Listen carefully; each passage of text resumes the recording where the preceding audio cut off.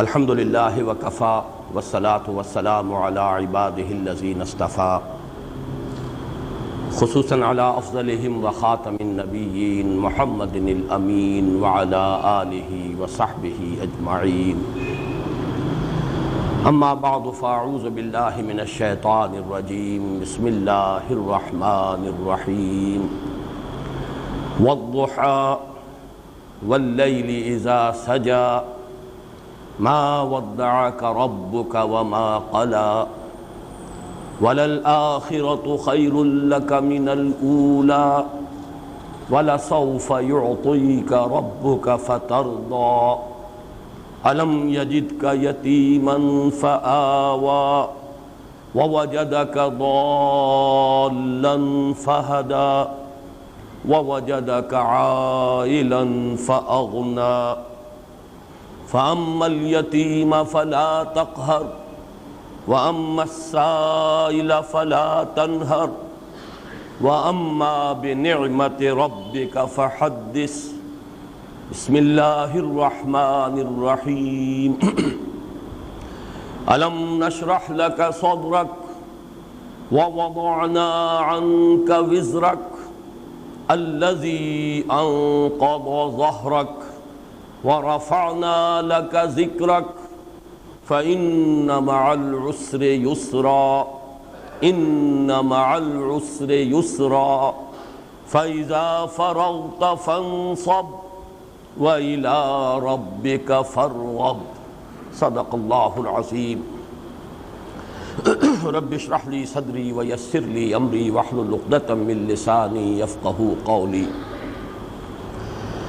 اللهم ربنا الهمنا رشدنا واعذنا من شرور انفسنا اللهم ارنا الحق حقا وارزقنا اتباعه وارنا الباطل باطلا وارزقنا اجتنابه اللهم ارحمنا بالقرآن العظيم واجعله لنا إماما ونورا وهدى ورحمة اللهم ذكرنا منه ما نسينا وعلمنا منه ما جهلنا وارزقنا تلاوته آناء الليل وآناء النهار واجعله لنا حجة يا رب العالمين اللهم اجعل القرآن ربيع قلوبنا ونور صدورنا وجلاء أحزاننا وذهاب همومنا وغمومنا آمین یا رب العالمین۔ چار سورہ نور و ظلمت کی دو سورتیں ہم پچھلے ہفتے پڑھ چکے، سورۃ الشمس، سورۃ اللیل۔ ان دونوں کے مابین جو مشابہتیں تھیں اور جوڑے ہونے کی جو نسبت تھی، اس کے بعض پہلو تو میں بیان کر چکا ہوں۔ ایک پہلو بیان ہونے سے رہ گیا تھا، اسے یہاں نوٹ کر لیں کہ سورۃ الشمس میں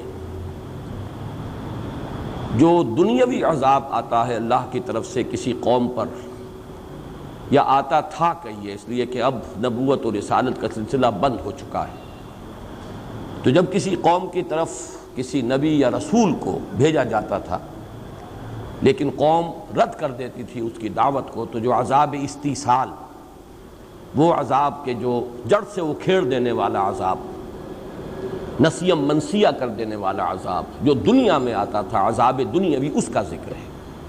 کذبت ثمود بطغواها اذ انبعث اشقاها فقال لهم رسول الله ناقة الله وسقياها فكذبوه فعقروها۔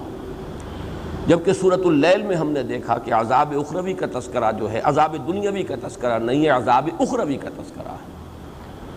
وما يغني عنه ماله اذا تردى ان علينا للهدى وان لنا للآخرة والأولى فانذرتكم نارا تلظى لا يصلاها الا الاشقى الذي كذب وتولى۔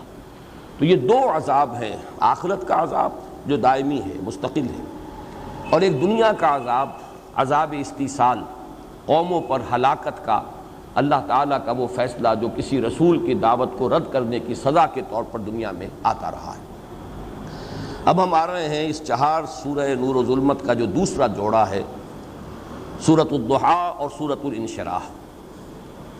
ان دونوں صورتوں کے مابین جو جوڑے ہونے کی نسبت ہے وہ اظہر من الشمس ہے، اس درجے میں کہ واقعہ یہ ہے کہ یہ تو بالکل ایک ہی صورت محسوس ہوتی ہیں، اتنا تسلسل ہے، اتنا ربط ہے، باہم اس طرح آپس میں پیوست ہیں ان کے مضامین کہ ان کو یوں کہا جا سکتا ہے تعبیر کے طور پر کہ ان کو دو حصوں میں تقسیم ہی اس لیے کیا گیا ہے کہ یہ ایک جوڑے کی شکل اختیار کر لیں، ورنہ یہ تو ایک وحدت ہے جس کو ہم کہہ سکتے ہیں جدید اصطلاح میں آرگینک ہول، حیاتیاتی وحدت، جن کو کہ علیحدہ کرنا ممکن نہیں ہوتا، ایک ایسی وحدت جس کے اجزاء کو علیحدہ علیحدہ نہیں کیا جا سکتا۔ مضامین کے اعتبار سے یہ دونوں باہم اس طرح مربوط ہیں، پیوست ہیں، لیکن یہ کہ جوڑا در حقیقت ان کو بنانے کے لیے ان کو دو مستقل صورتوں کی حیثیت دی گئی۔ ان دونوں صورتوں کا یہ معاملہ قرآن مجید میں بہت ہی کم صورتوں میں ہے، ایک ہی مثال اور ہے، اور وہ جیسا کہ میں عرض کروں گا قرآن مجید کے آخر میں آئیں گی دو صورتیں نمایاں ترین یہ ہیں جو کل کی کل نبی اکرم صلی اللہ علیہ وسلم سے خطاب پر مشتمل ہے۔ ویسے اکثر جو ابتدائی مکی صورتیں ہیں ان میں یا ابتدا میں حضور سے خصوصی خطاب ہوتا رہا یا اختتام پر۔ سورۃ المدثر، سورۃ المزمل ابتدا میں حضور سے خطاب ہے، سورۃ العلق جو اب آگے آنے والی ہے، سورہ نون یا سورہ قلم ان کے شروع میں حضور سے خطاب ہے، نون والقلم وما یسطرون ما انت بنعمت ربک بمجنون وان لک لاجرا غیر ممنون۔ لیکن پھر یہ کہ اس کے بعد اور بہت سے مضامین ہیں کہ جو اس صورت میں شامل کیے گئے۔ اسی طرح سورہ مزمل، اسی طرح سورہ مدثر کی ابتدائی 7 آیات، یا ایھا المدثر قم فانذر وربک فکبر وثیابک فطہر والرجز فاہجر ولا تمنن تستکثر ولربک فاصبر۔ اس کے بعد اور بہت سے مضامین ہیں۔ سورۃ العلق کی ابتدائی 5 آیات، اقرأ بسم ربک الذی خلق خلق الانسان من علق اقرأ وربک الاکرم الذی علم بالقلم علم الانسان ما لم یعلم۔ لیکن اب اور دوسرے مضامین شروع ہو گئے۔ لیکن یہ 4 صورتیں قرآن مجید میں ایسی ہیں، دو تو یہ ہیں سورۃ الضحیٰ، سورۃ الانشراح، کل کی کل حضور سے خطاب پر مشتمل ہے اور خصوصی معاملہ ہے، معلوم ہوتا ہے کہ خالص نجی سطح پر، یہ تو یوں سمجھیے سرگوشی کا انداز ہے، بالکل انفرادی سطح پر اللہ تعالیٰ خطاب فرما رہے ہیں نبی اکرم صلی اللہ علیہ وسلم کو۔ 2 مثالیں اور اس کی ہیں آگے چل کر، جیسے کہ انا اعطیناک الکوثر فصل لربک وانحر ان شانئک ھو الابتر۔ اب یہ بھی ظاہر بات ہے ساری 3 کی 3 آیات جو ہیں حضور سے خطاب پر مشتمل ہیں۔ یا سورۃ النصر ہے، اذا جاء نصر اللہ والفتح ورأیت الناس يدخلون فی دین اللہ افواجا فسبح بحمد ربک واستغفر انہ کان توابا۔ وہ 2 صورتیں جو ہیں قرآن حکیم کی سب سے چھوٹی صورتوں میں سے ہیں۔ 3 صورتیں ہیں قرآن حکیم کی جو 3 آیات پر مشتمل ہیں، سورۃ العصر، سورۃ الکوثر اور سورۃ النصر۔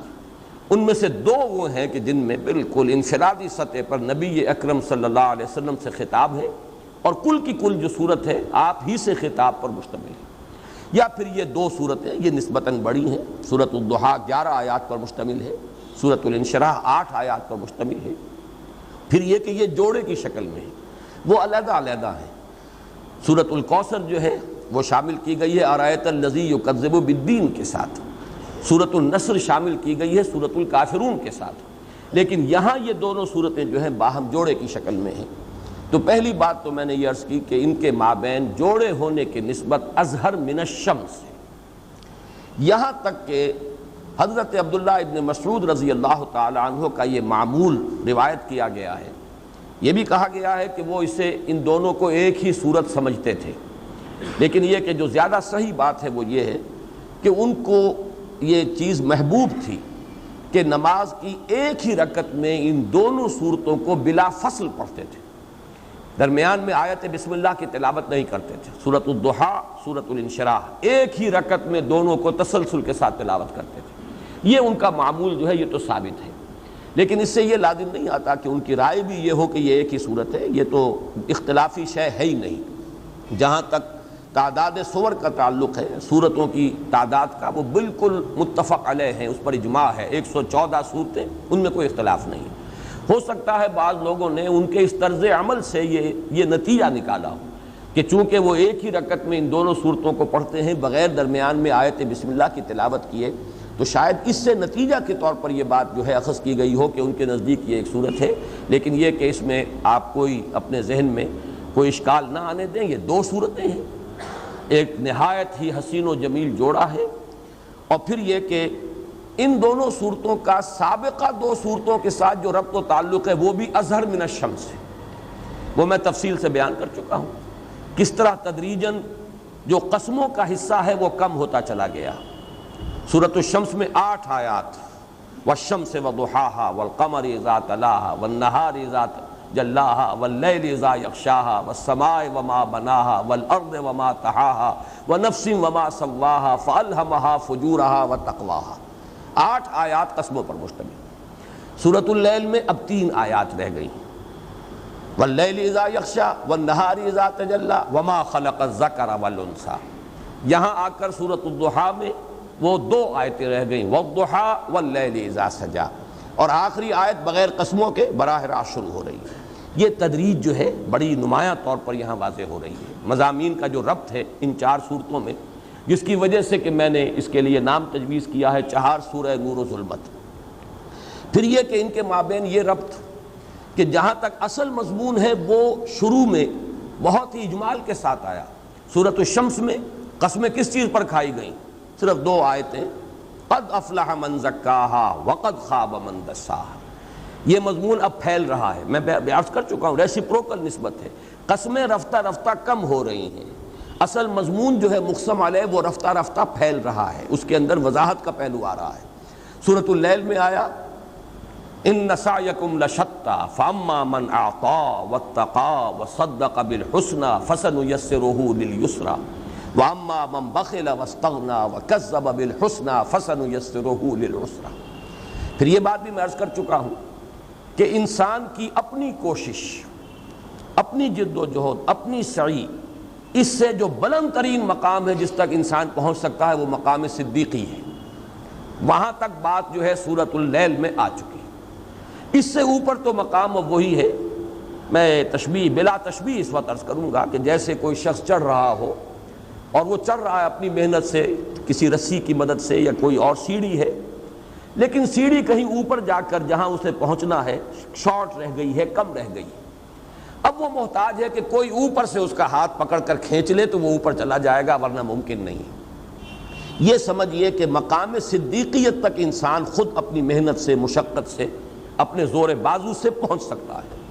اوپر کا مرتبہ جو ہے مرتبہ نبوت، وہ تو خالص وہبی ملکہ ہے، وہ اللہ کی طرف سے عطا کی جانے والی شے تھی، وہ اکتسابی شے تھی ہی نہیں، وہ تو پھر اوپر سے کوئی ہاتھ پکڑ کر کھینچے تو وہ مرتبہ جو ہے انسان کو حاصل ہو سکتا ہے، اور وہ مرتبہ ہے در حقیقت کہ جس پر گفتگو ہو رہی ہے ان 2 صورتوں میں۔ تو اس اعتبار سے بھی تدریجاً ارتقاء ہوا ہے مضمون کا، چنانچہ میں امام راضی کا یہ قول آپ کو سنا چکا ہوں کہ سورۃ واللیل سورۃ ابو بکر رضی اللہ تعالی عنہ، و سورۃ والضحیٰ سورۃ محمد صلی اللہ علیہ وسلم۔ سورۃ واللیل جو ہے وہ سورۃ صدیقیت ہے، حضرت صدیق اکبر حضرت ابو بکر رضی اللہ تعالی عنہ کی صورت ہے، اور یہ سورۃ الضحیٰ اور سورۃ الانشراح ان دونوں کو ایک ہی سمجھیے، تو یہ دونوں در حقیقت سورۃ محمد ہیں صلی اللہ علیہ وسلم۔ یہاں تو ساری گفتگو حضور سے ہو رہی ہے۔ یہ ترتیب بھی میں بتا چکا ہوں کہ وہ صورت ختم ہوئی تھی سورۃ اللیل وَلَسَوْفَ يَرْضَىٰ، یہ غائب کا صیغہ ہے، اس لیے کہ صدیق سے خطاب براہ راست نہیں ہوتا، بواسطہ نبی ہوتا ہے، لیکن یہاں آیت آ رہی ہے وَلَسَوْفَ يُعْطِيكَ رَبُّكَ فَتَرْضَىٰ، یہ جو ہے خطاب کا صیغہ ہے، حضور سے براہ راست گفتگو ہو رہی ہے، اس لیے کہ نبی سے تو مخاطبہ جو ہے وہ براہ راست ہوتا ہے۔ تو ان دونوں صورتوں کا جو ربط ہے سابق دونوں صورتوں سے وہ بھی واضح ہے۔ اب تیسری بات جو میں عرض کرنا چاہتا ہوں وہ یہ ہے، قرآن حکیم کا ایک خاص وصف ہے، اس پر میں نے بھی گفتگو کی ہے، جو میرا وہ کتابچہ ہے ہماری اس پوری دعوت اور تحریک میں بڑی اساسی اہمیت کا حامل ہے، مسلمانوں پر قرآن مجید کے حقوق، اس میں میں نے بھی اس پر گفتگو کی ہے، اور مولانا اصلاحی صاحب نے بھی جو تدبر قرآن نامی کتاب تھی جو ابتدا میں انہوں نے لکھی تھی، بہت ابتدا میں، اب وہ مبادئ تدبر قرآن کے نام سے شائع ہوتی ہے، اور یہ نام میں نے ہی اس کا تجویز کیا تھا۔ جب تفسیر لکھنی شروع کی انہوں نے تدبر قرآن کے نام سے، تو اس کتاب کے لیے علیحدہ نام میں نے تجویز کیا کہ یہ مبادئ تدبر قرآن ہے۔ اس میں انہوں نے اپنے عالمانہ انداز میں بحث کی ہے، اور وہ یہ نکتہ ہے کہ قرآن حکیم ایک ایسی کتاب ہے جس میں بیک وقت دو متضاد چیزیں جمع ہیں۔ ایک اعتبار سے یہ آسان ترین کتاب ہے، وَلَقَدْ يَسَّرْنَا الْقُرْآنَ لِلذِّكْرِ فَهَلْ مِن مُدَّكِرٍ، ہم نے اس قرآن کو تذکر کے لیے، نصیحت اخذ کرنے کے لیے، رہنمائی حاصل کرنے کے لیے نہایت آسان کر دیا ہے، تو ہے کوئی جو نصیحت اخذ کرنا چاہے؟ ظاہر بات ہے کہ ایسا اوپن چیلنج جو ہے اسی وقت تھرو کیا جا سکتا تھا جبکہ کتاب آسان ہوتی، کتاب مشکل ہوتی تو پھر تو بڑے ذہین لوگوں ہی کے سمجھنے کی بات تھی، بہت ہی جو عقلی صلاحیتیں اور استدلال کی قوت جو ہے اس سے مسلح ہو تو پھر وہی مخاطب ہو سکتے تھے، اہل منطق، اہل فلسفہ یا اہل سائنس ہی اس کے مخاطب ہو سکتے تھے، پھر عام انسان تو مخاطب نہیں ہو سکتا تھا۔ لیکن یہ چیلنج ہے وَلَقَدْ يَسَّرْنَا الْقُرْآنَ لِلذِّكْرِ فَهَلْ مِن مُدَّكِرٍ۔ ایک انتہا یہ ہے کہ آسان کتاب، نہایت آسان کتاب، لیکن دوسرا پہلو نہایت مشکل کتاب، اس کی گہرائی کو ناپنا ممکن نہیں ہے، کسی انسان کے لیے ممکن نہیں، وہ رازی ہو، زمخشری ہو، کوئی ہو، کسے باشد، کشاف ہو، رومی ہو، رازی ہو، غزالی ہو، کوئی بھی ہو، کسی کے لیے ممکن نہیں ہے کہ اس کی گہرائی تک پہنچ جائے، اس لیے کہ یہ تو اس کی اتھاہ ہے، اس کی گہرائی، اس کی وسعت، کوئی شخص جو ہے اس کو عبور نہیں کر سکتا کہ یہ کہہ سکے جیسے دریا میں نے عبور کر لیا، ایک کنارے سے دوسرے کنارے تک چلا گیا، اس لیے کہ یہ تو ناپیدا کنار ہے، اس کا کوئی کنارہ ہے ہی نہیں۔ اس اعتبار سے تدبر قرآن کے اعتبار سے یہ مشکل ترین کتاب ہے، اور تذکر بالقرآن کے اعتبار سے یہ آسان ترین کتاب ہے۔ ویسے میں چاہتا ہوں کہ ایک اور جو اس میں تضاد جمع ہے اس کو بھی نوٹ کر لیں، اور وہ تضاد یہ ہے کہ ایک کتاب ہے جو نازل ہوئی ہے ایک خاص ماحول میں، ایک خاص وقت میں، ایک خاص علاقے میں، یہ تین الفاظ میں نے کہے، ایک خاص وقت ہے، سن 610 عیسوی سے لے کر اور سن 632 عیسوی تک 22 برس میں یہ کتاب نازل ہوئی، پوری کی پوری کتاب حجاز میں نازل ہوئی۔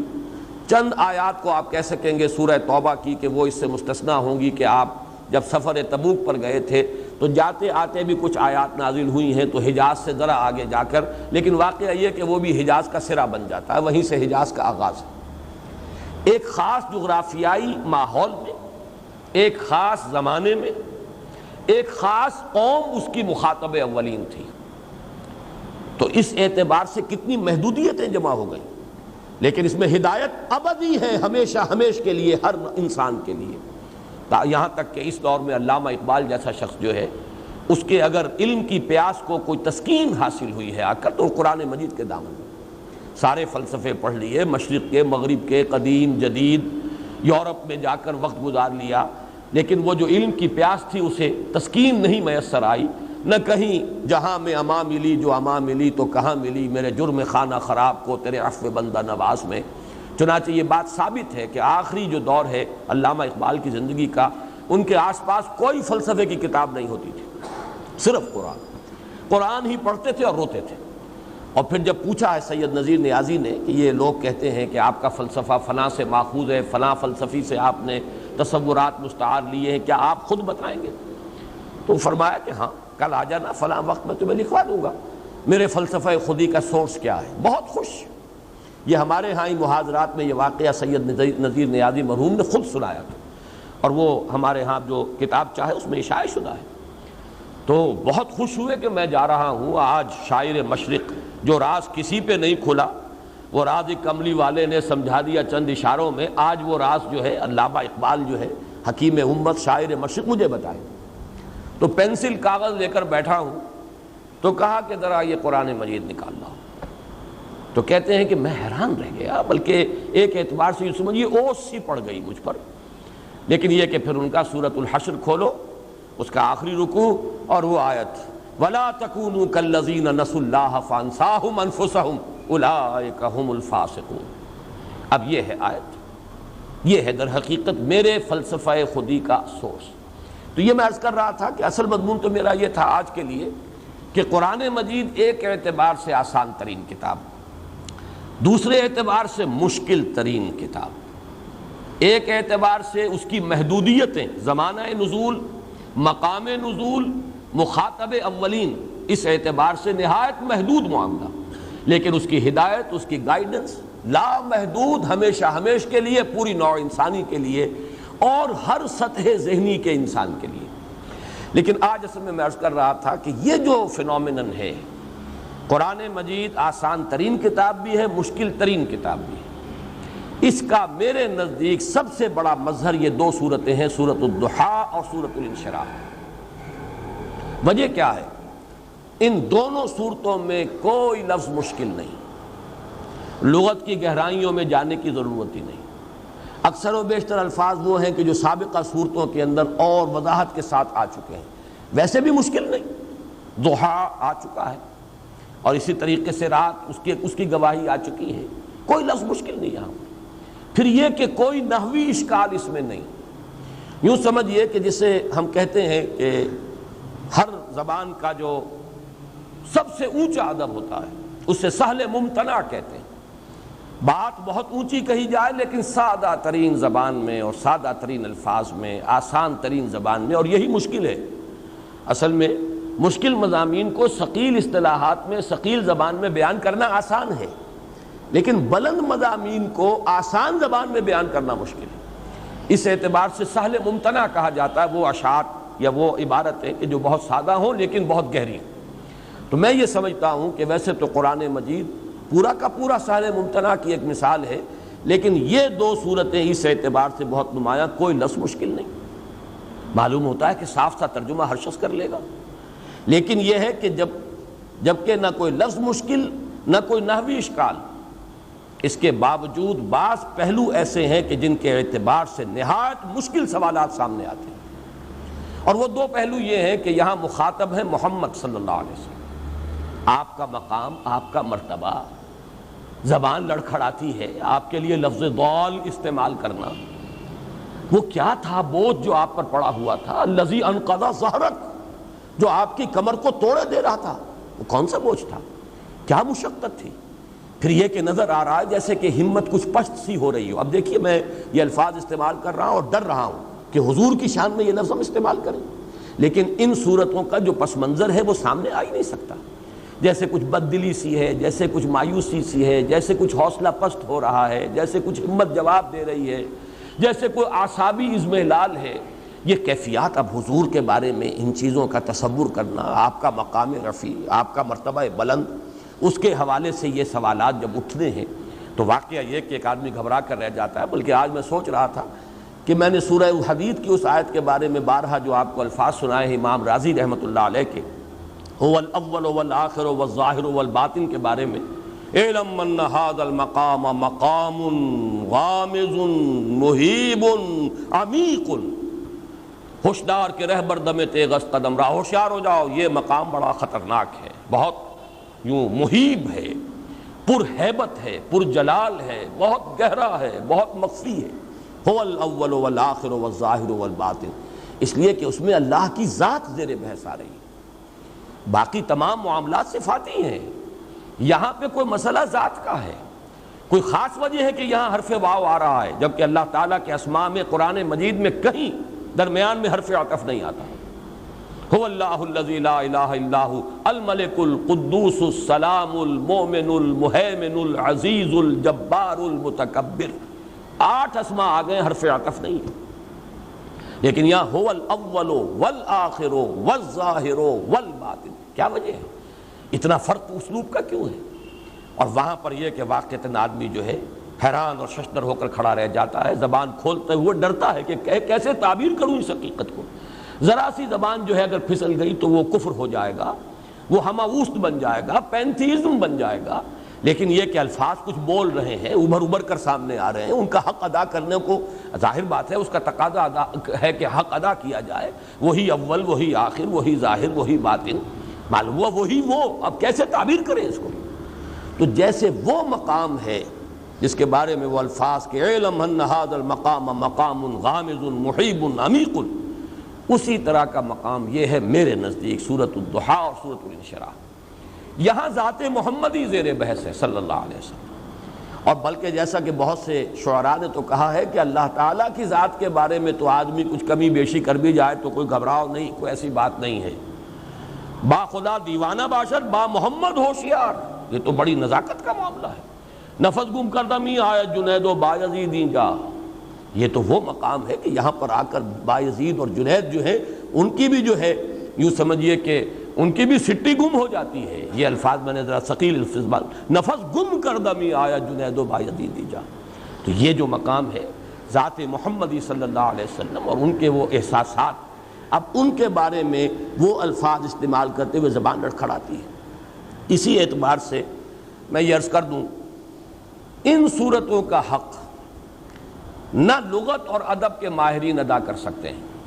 اس میں تو کوئی اشکالات ایسے ہیں ہی نہیں، نہ لغت کے، نہ ادب کے، نہ بیان کے، نہ نحوی اشکال. اسی طریقے سے ان صورتوں کا حق جو اہل عقل اور اہل منطق ہیں وہ بھی ادا نہیں کر سکتے. اور میں اپنی یہ گواہی نوٹ کرا دینا چاہتا ہوں، ریکارڈ پر لے آنا چاہتا ہوں. بہت مایوسی ہوئی ہے مجھے امام راضی کی تفسیر سورۃ الضحیٰ اور سورۃ الانشراح کی پڑھ کر. معلوم ہوتا ہے جس کو انگریزی میں کہتے ہیں بیٹنگ اباؤٹ دی بش، ادھر ادھر ہی چکر لگا رہے ہیں.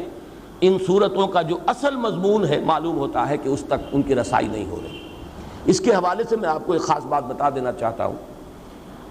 تفسیر قرآن کوئی کامل مکمل نہیں ہے، ممکن نہیں ہے کہ کوئی کامل اور مکمل تفسیر ہو سکے. کامل تو قرآن ہے، اس لیے کہ اللہ کا کلام ہے. اللہ کے علم میں کمی نہیں، اللہ کی حکمت میں کمی نہیں، حکمت بالغہ، حکمت کاملہ، علم کامل. لیکن ہر انسان چاہے وہ راضی ہو اور چاہے وہ کشاف ہو اور چاہے وہ ابن کثیر ہو، چاہے وہ ابن تیمیہ ہو رحمہم اللہ، سب کا اپنا اپنا مقام ہے. لیکن ہر شخص کا اپنا ایک مزاج ہوتا ہے، ہر شخص کا ایک زاویہ نگاہ ہوتا ہے، ہر شخص کا اپنا ایک ذوق ہوتا ہے. کوئی شخص بھی اس سے ماورا نہیں ہو سکتا. ہر شخص کا ایک ذوق ہے، ایک مزاج ہے، ایک افتاد طبع ہے. اس کے اعتبار سے اسے یہ جو حقیقت کلی ہے قرآن کی، اس کے کسی ایک پہلو سے یا بہت بڑا تیر کوئی مارے گا تو ایک سے زائد دو پہلوؤں سے اس کو مناسبت ہو جائے گی. لیکن ہمہ جہتی اس کا تعلق ہونا، تمام فیسٹس جو ہیں قرآن کے، تمام پہلو جو ہیں ان کا احاطہ کرنا کسی ایک انسان کے بس میں نہیں. بعض لوگ جو ہیں تفسیر کرتے ہیں روایات کی بنیاد پر، بعض کرتے ہیں جیسے کہ امام راضی ہیں منطق کی بنیاد پر، فلسفے کی بنیاد پر. امام زمخشری نے سارا زور لگا دیا ہے ادب پر اور لغت پر. اپنا اپنا ہے، ان کی کنٹریبیوشن ہے، اور ہمارے لیے سب کی کنٹریبیوشن جو ہے وہ بہت ہی قابل قدر ہے.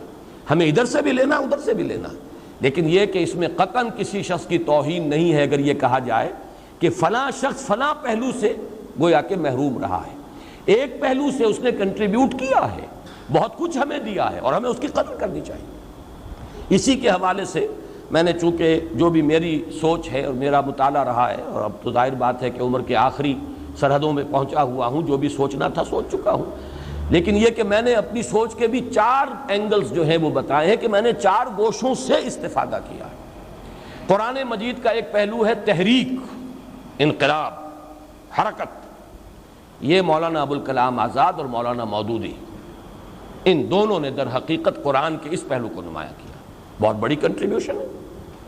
قرآن کا ایک پہلو یہ ہے اس کا اسلوب، اس کا باہمی ربط، اس کے الفاظ، اس کی آیات کا آپس میں ربط، سورتوں کا آپس میں ربط، سورتوں کے گروپ بنے تو ان کا ربط.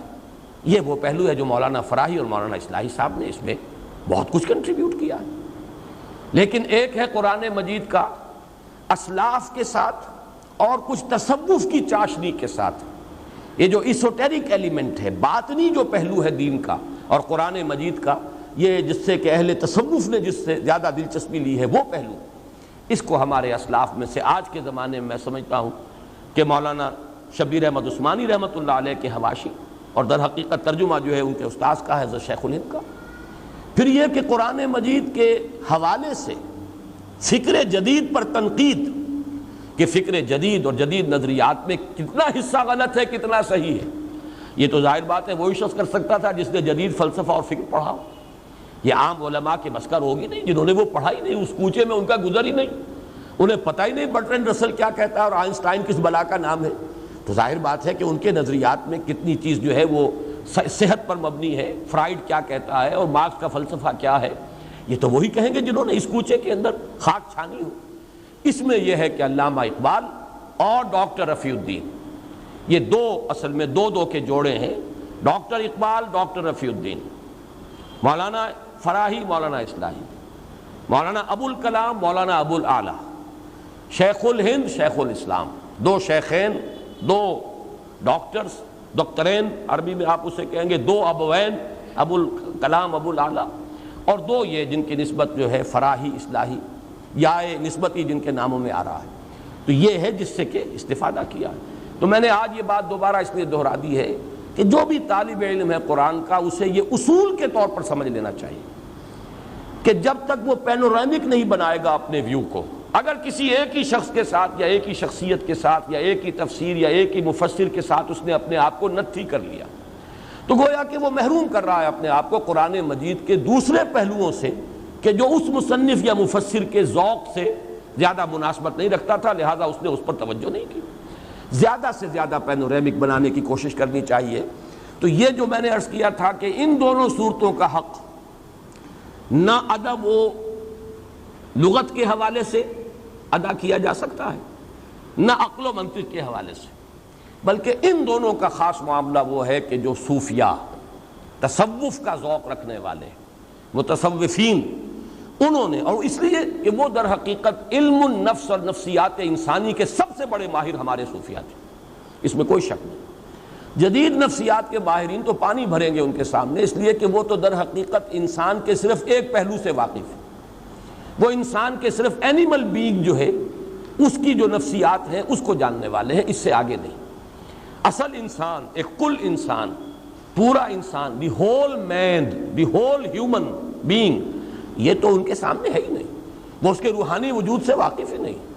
وہ تو در حقیقت صرف اس کے جو حیوانی وجود ہے اسی کو انہوں نے اپنی گفتگو کا موضوع بنایا، ریسرچ کا موضوع بنایا، تحقیق و تجسس کا موضوع بنایا، لہذا وہ تو بہت ہی پیچھے ہیں. لیکن یہ ہے کہ اس میں جو ہمارے صوفیاء کرام ہیں انہوں نے اس کو سمجھا ہے. بلکہ آج مجھے ایک فارسی کا مصرع یاد آیا، بڑا پیارا ہے. چو معاملہ نہ دارد سخن آشنا نہ باشد. اگر کسی کے اپنے دل میں کوئی محبت کی آگ کبھی لگی نہ ہو، اس کی جو گفتگو ہوگی، اس کی جو بات ہوگی، اس میں وہ آشنائی کا انداز ہوگا ہی نہیں. یہ تو جس کا اپنا تجربہ ہو کچھ، وہ جب بات کرتا ہے تو پھر اسے محسوس ہوتا ہے کہ یہ شخص جانتا ہے، یہ اس کوچے سے گزرا ہے، یہ اس کی اپنی واردات قلبیاں ہیں، یہ احساسات جو ہیں ان کا اسے تجربہ ہوا ہے. جو معاملہ نہ باشد، جس کا کوئی معاملہ ہوا ہی نہیں کبھی، سخن آشنا نہ باشد، وہ اوپری باتیں کرتا رہے گا، سطحی سی باتیں ہوں گی، اوپر سے نکل جائیں گی، معلوم ہوگا کہ بڑی بھاری بھرکم باتیں ہو رہی ہیں، بڑی فلسفیانہ باتیں ہو رہی ہیں، لیکن وہ کہیں دل میں اترے گی نہیں، وہ پیئرس کرنے کی صلاحیت ان میں نہیں ہوگی. چو معاملہ نہ باشد سخن آشنا، چو معاملہ نہ دارد سخن آشنا نہ باشد. تو یہ معاملہ جو ہے میں خاص طور پر بعد میں آپ کو بتاؤں گا کہ مجھے جو ان صورتوں کے ضمن میں جو خصوصی رہنمائی ملی ہے وہ ان چاروں سورسز میں سے کسی سے نہیں، بلکہ یہ تفسیر مظہری جس کے مصنف اور مفسر جو ہیں قاضی ثناء اللہ پانی پتی، وہ سلسلہ مجددیہ نقشبندیہ کے ایک بہت بڑے بزرگ ہیں جو گزرے ہیں ماضی قریب میں، زیادہ پرانے نہیں ہیں. میرزا مظہر جانے جانا شہید رحمت اللہ علیہ کے یہ خلیفہ تھے، قاضی ثناء اللہ پانی پتی.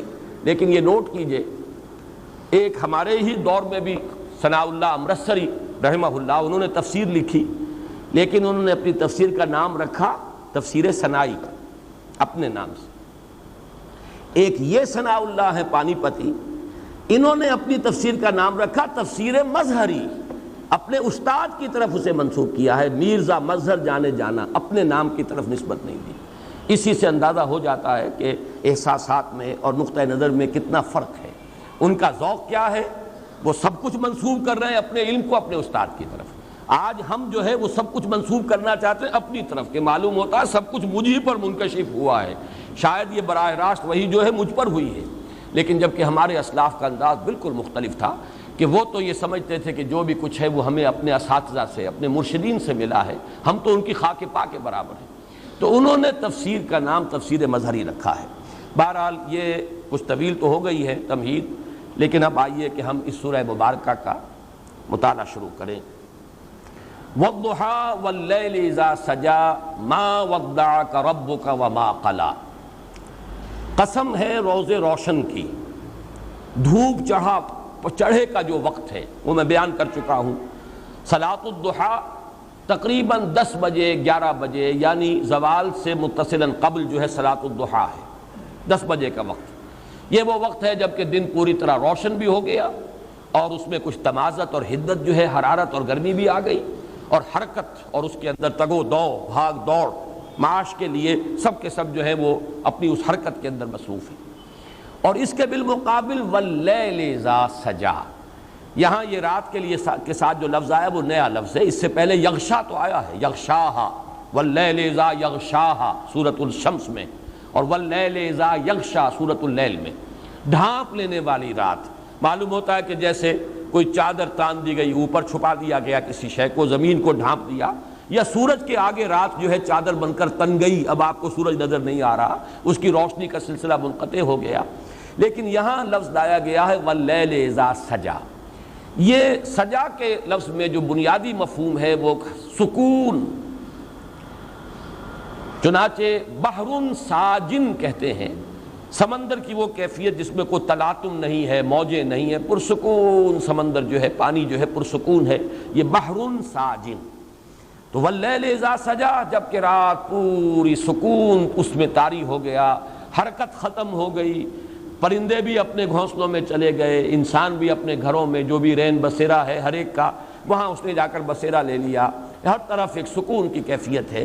تو ایک طرف حرکت، تمازت، حدت، اور ایک طرف رات کی تاریکی اور اس میں خاص طور پر سکون، حرکت نہیں بلکہ سکون کی کیفیت، ان دونوں کی قسمیں کھائیں۔ اور مقسم علیہ کیا ہے؟ ما ودعک ربک وما قلی، نہیں رخصت کیا آپ کو آپ کے رب نے اور نہ ہی وہ بیزار ہوا۔ اب یہ الفاظ جو ہیں خاص طور پر نوٹ کیجئے، ان کے پس منظر میں کیا چیز جھلک رہی ہے کہ کوئی ایسا احساس شدید ہوا ہے محمد الرسول اللہ صلی اللہ علیہ وسلم کو، کوئی ایسا اندیشہ لاحق ہوا ہے کہ شاید میرا رب ناراض ہو گیا، شاید میرے رب نے مجھ سے اپنا تعلق منقطع کر لیا، شاید میرے رب نے مجھے چھوڑ دیا، شاید اس کی عنایتیں اب شامل حال نہیں رہی، شاید اس کی شفقت و محبت جو ہے اب میں اس کا مرکز نہیں رہا۔ یہ تشویش، یہ کیفیت جو ہے، یہ اضطراب، یہ پس منظر میں ہے، اس لیے کہا جا رہا ہے ما ودعک ربک وما قلی، نہیں اے محمد صلی اللہ علیہ وسلم ایسا خیال اپنے قریب مت آنے دیجئے، نہ آپ کے رب نے آپ کو وداع کیا۔ یہ وداع سے ہی ہے وداع کا توضیح باب تفصیل میں ذرا اس میں اور تاکید کا مفہوم آ جاتا ہے۔ ایسا وداع ایک تو ہوتا ہے عارضی طور پر آپ نے وداع کیا کسی کو، پھر وہ آ جائے گا، ایک توضیح جو ہے وہ یہ مستقل انقطاع، توضیح ما ودعک ربک، نہیں کو اللہ نے آپ سے تعلق منقطع نہیں کیا، آپ کو رخصت نہیں کر دیا، آپ کو وداع نہیں کر دیا، وما قلی، اور ہرگز وہ کوئی بیزار نہیں ہوا آپ سے، ہرگز ناراض نہیں ہوا۔ یہ جو آیت ہے اب اس کے پس منظر میں یقیناً کوئی واقعہ ہے یا کوئی واقعات ہیں، اس اعتبار سے یہ بھی قرآن مجید کے ان مقامات میں سے ہے کہ جہاں شان نزول کی روایات سے اعتنا کیے بغیر کوئی چارہ نہیں۔ مولانا اصلاحی صاحب کا اپنا ایک ذوق ہے، وہ روایات سے حتی الامکان کرنی کتراتے ہیں، شان نزول کی روایات سے بھی بچ کر جو بھی عموم لفظی ہے اسی کے حوالے سے تفسیر کرتے ہیں، لیکن میں نے خاص طور پر نوٹ کیا یہاں کہ یہاں تو ممکن ہی نہیں رہا ان کے لیے بھی، انہیں بھی روایات ہی سے اعتنا کرنا پڑا۔ اور ایک چیز کا تو تقریباً اجماع ہے روایات میں کہ اس کے پس منظر میں ہے فترت وحی کا سلسلہ منقطع ہو گیا، کوئی وقفہ آیا ہے، اور اس میں یہ کہ مختلف اوقات میں بھی وقفے آ سکتے ہیں، لیکن جو سب سے طویل وقفہ آیا ہے وہ بالکل آغاز میں آیا ہے۔ اور یہ سورہ مدثر کے شروع میں بھی جب اس کا پس منظر بیان ہوتا ہے تو اس میں بھی یہ بات آتی ہے کہ حضور صلی اللہ علیہ وسلم پر بہت ہی وہ دن سخت گزرے ہیں فترت وحی کے، اس لیے کہ سورہ مزمل اور سورہ مدثر کے مابین کچھ فصل آ گیا ہے، ایک وقت گزرا ہے، مدت گزری ہے کہ جس میں وحی کا سلسلہ منقطع ہو گیا۔ اس میں روایات میں اس کی مدت مختلف آئی ہے، 12 دن سے لے کر اور 40 دن تک کی مدت جو ہے مختلف روایات میں آئی ہے، اس کی تفصیل یہاں دینے کی کوئی ضرورت نہیں ہے۔ لیکن اس کے حوالے سے جو بات کی ہے، جو ہمارے خاص طور پر جو ریشنلسٹ قسم کے مفسرین ہیں انہوں نے جو بات کی ہے، وہ بات یہ کی ہے کہ وحی کی اصل میں آپ کو ضرورت ہوتی تھی اس لیے کہ مختلف مسائل جو پیدا ہو جاتے تھے، الجھنیں پیدا ہو جاتی تھی، ان کا حل ملتا تھا، لوگ سوالات کرتے تھے، ان کا جواب حضور کو وحی سے ملتا تھا۔ یسألونک عن الروح قل الروح من امر ربی، یسألونک عن ذی القرنین، بتا دیجئے قل ساتلو علیکم منہ ذکرا۔ تو یہ تمام جو سوالات امتحاناً کیے جاتے تھے حضور سے صلی اللہ علیہ وسلم، اصحاب کہف کے بارے میں پوچھا جا رہا ہے تو وہ تفصیل، تو یہ سوال اور جواب، اس میں بھی تسکین کا پہلو تھا حضور کے لیے۔ یا کوئی اعتراض کر دیتے تھے لوگ، اب اعتراض کا جواب دینا ہے۔ اب ایک تو یہ کہ حضور اپنی سمجھ کے مطابق، اپنے فہم کے مطابق، اور وہ فہم بھی بہرحال ہمارا فہم نہیں تھا، محمد الرسول اللہ کا فہم تھا، چہ نسبت خاک رابع عالم پاک، لیکن یہ کہ پھر اس سے اوپر فہم ہے اللہ کا، فوق کل ذی علم علیم، اللہ تعالیٰ کا علم جو ہے وہ بہرحال اس سے بہت بالا تر ہے۔ تو علم خداوندی سے جب جوابات آتے تھے اعتراضات کے تو ان کے اندر زیادہ تسکین کا پہلو ہوتا تھا۔ تو ایک تو یہ چیزیں ہیں کہ جس کی وجہ سے جو وحی کا تسلسل تھا اس سے حضور کو آسانی ملتی تھی، لیکن جب وحی کا سلسلہ منقطع ہو جاتا تھا تو پھر آپ کے لیے مشکل آتی تھی۔ اسی کے لیے میں عرض کر رہا ہوں کہ قرآن مجید میں سورہ ہود میں اور سورۃ الفرقان میں یہ جو مضمون آیا ہے کہ اس وحی کے ذریعے سے، قرآن کے ذریعے سے، اے نبی ہم آپ کے دل کو، قلب مبارک کو تثبیت عطا کرتے ہیں۔ وَكُلًّا نَقُصُّ عَلَيْكَ مِنْ أَنْبَاءِ الرُّسُلِ لِنُثَبِّتَ بِهِ فُؤَادَكَ۔ اب یہ پہلو بھی کہ جو آج مجھ پر بیت رہی ہے وہ سابقہ انبیاء پر بھی بیتی ہے۔ جیسی مخالفتیں آج میری ہو رہی ہیں، اگر مجھے مجنون اور پاگل کہا جا رہا ہے تو کہا گیا تھا حضرت نوح کو بھی اور تمام رسولوں کو کہا گیا۔ اگر میرے بارے میں کہا جا رہا ہے کہ یہ کوئی اپنی دی ارج ٹو ڈومینیٹ ہے، در حقیقت یہ اپنا کوئی چاہتے ہیں غلبہ، وہ حکومت چاہتے ہیں، قیادت چاہتے ہیں، یہی بات سابقہ رسولوں کے بارے میں کہی گئی۔ تو ان کے حالات جب آتے تھے تو اس سے بھی دل ٹھکتا تھا، جمتا تھا۔ پھر جب یہ معلوم ہو گیا کہ بالآخر وہ کامیاب ہوئے اور مخالفین ناکام ہو گئے، اس سے بھی ایک ڈھارس بنتی تھی کہ یہ ساری مخالفتیں ناکام ہو جائیں گی، بالآخر اللہ کا کلمہ سربلند ہوگا اور ہدایت کا نور پھیل جائے گا۔ تو وَكُلًّا نَقُصُّ عَلَيْكَ مِنْ أَنْبَاءِ الرُّسُلِ لِنُثَبِّتَ بِهِ فُؤَادَكَ۔ بلکہ یہی بات جو سورۃ الفرقان میں آئی ہے وہ اس حوالے سے آئی ہے کہ لوگوں نے اعتراض کیا تھا، اگر یہ اللہ کا کلام ہے تو پورا کلام ایک دم کیوں نازل نہیں ہو جاتا؟ یہ تم تھوڑا تھوڑا کر کے قرآن ہمیں سناتے ہو، یہ تو بالکل ایسے جیسے شاعر جو ہے اس کا دیوان بہرحال وہ مکمل ہوتا ہے، ایک غزل آج کہہ دی، ایک کل کہہ دی، کوئی قصیدہ آج کہہ دیا، پھر بعد میں کہہ دیا، بالکل یہی حال تمہارا ہے، تھوڑا تھوڑا قرآن سنا رہے ہو۔ اگر یہ اللہ کی کتاب ہوتی تو یہ کیوں نہ پوری کی پوری جملتم واحدہ نازل ہو جاتی؟ لیکن اس کا بھی جواب دیا گیا سورۃ الفرقان میں، کذالک لنثبت بہ فؤادک ورتلناہ ترتیلا۔ یہ اس لیے ہے کہ ہم آپ کے دل کو اس کے ذریعے سے تثبیت، دل کے لیے ثبات کا سامان کرنا چاہتے ہیں، اور چونکہ یہ ایک پیہم جد و جہد ہے جو آپ کو کرنی ہے اور مسلسل یہ رد و قدا جاری رہنی ہے، لہذا ایک ہی دم نہیں، جیسے جیسے حالات ہوں گے ویسے ویسے ہم آپ کی تثبیت قلبی کا سامان آپ کو اس وحی کے ذریعے سے دیتے چلے جائیں گے۔ تو یہ مضمون اپنی جگہ پر تو بہت مکمل ہے، لیکن اشکال کیا ہے؟ اشکال جیسا کہ میں نے عرض کیا تھا، بہت سے اشکالات پیدا ہو جاتے ہیں۔ ایک اشکال اس اعتبار سے کہ حضور کی شان، علو شان کو پیش نظر رکھیں تو بعض باتیں جو ہیں اس کے ساتھ مناسبت رکھتی ہوئی بظاہر نظر نہیں آتی۔ دوسرا اشکال یہ کہ یہ بالکل ابتدائی زمانے کی صورتیں ہیں، ابھی وہ رد و قدا شروع ہوئی نہیں، ابھی کوئی پرسیکیوشن کا آغاز ہی نہیں ہوا، ابھی تو وہ صورت ہے ہی نہیں، بھٹی تپی ہی نہیں، ابھی تو وہ بھڑکی ہی نہیں آگ، وہ رد و قدا تو ہوگی ابھی چل کر، ابھی تو وہ بالکل آغاز کا دور ہے۔ اگر یہ تسلیم کر لیا جائے کہ بالکل آغاز کا زمانہ ہے یہ، تو پھر یہ کہ یہ ساری چیزیں جو ہے بالکل آؤٹ آف کانٹیکسٹ ہو جاتی ہیں۔ آپ چاہے ادھر سے ادھر سے قرآن مجید کی آیات کے حوالوں سے جتنا چاہیں اس کے اندر وزن پیدا کر لیں، لیکن اس کانٹیکسٹ کے اندر وہ آؤٹ آف کانٹیکسٹ ہے، اس لیے کہ تو بالکل ابتدائی زمانے کا یہ جو صورتیں ہیں بالکل ابتدائی دور کی صورتیں ہیں۔ ایک دوسری بات یہ کہی گئی، اور یہ بات وزنی ہے اور یہ بات سمجھ میں نہیں آ سکتی، وہی بات جو میں عرض کر چکا ہوں، جو معاملہ نہ دارت سخن آشنا نہ باشد، اور وہ یہ کہ اس وحی کا کوئی ایسا روحانی اثر تھا محمد الرسول اللہ صلی اللہ علیہ وسلم کی روح پر جس کو ہم نہیں سمجھ سکتے کہ وہ کیا تھا۔ یہ تو جس کا تجربہ ہوتا ہے وہی جانتا ہے۔ یہ جو ایک کیفیت ہے کہ لذت ہی بادہ نہ دانی بخدا تا نہ چشی، جس کے اوپر خود وہی نازل نہیں ہوئی، اس کی لذت، اس کا سرور، اس کا کیف، اس سے انبساط، اس سے جو انشراح ملتا تھا محمد الرسول اللہ صلی اللہ علیہ وسلم کو، ہم اپنی عقل و منطق کے حوالے سے اس کو پہچان ہی نہیں سکتے۔ اس اعتبار سے جو آپ کا والہانہ عشق تھا، یہ بات نوٹ کر لیجئے، اس سے پہلے کئی مرتبہ یہ مضمون آ چکا ہے، لا تحرک بہ لسانک لتعجل بہ ان علینا جمعہ وقرآنہ فاذا قرأناہ فاتبع قرآنہ ونیسرک للیسریٰ سنقرئک فلا تنسیٰ۔ حضور ایسا نہ کیجئے، یہ ہم پڑھائیں گے آپ کو۔ شکوہ کرتے تھے حضور کہ یہ تم دیر سے آتے ہو، اے جبرائیل تم وقفہ طویل کر دیتے ہو، یہ تو مستقل آپ کی شکایت تھی، جس کا جواب کہ سورہ مریم میں دلوایا گیا ہے کہ وما نتنزل الا بامر ربک لہ ما بین ایدینا وما خلفنا وما بین ذلک وما کان ربک نسیا۔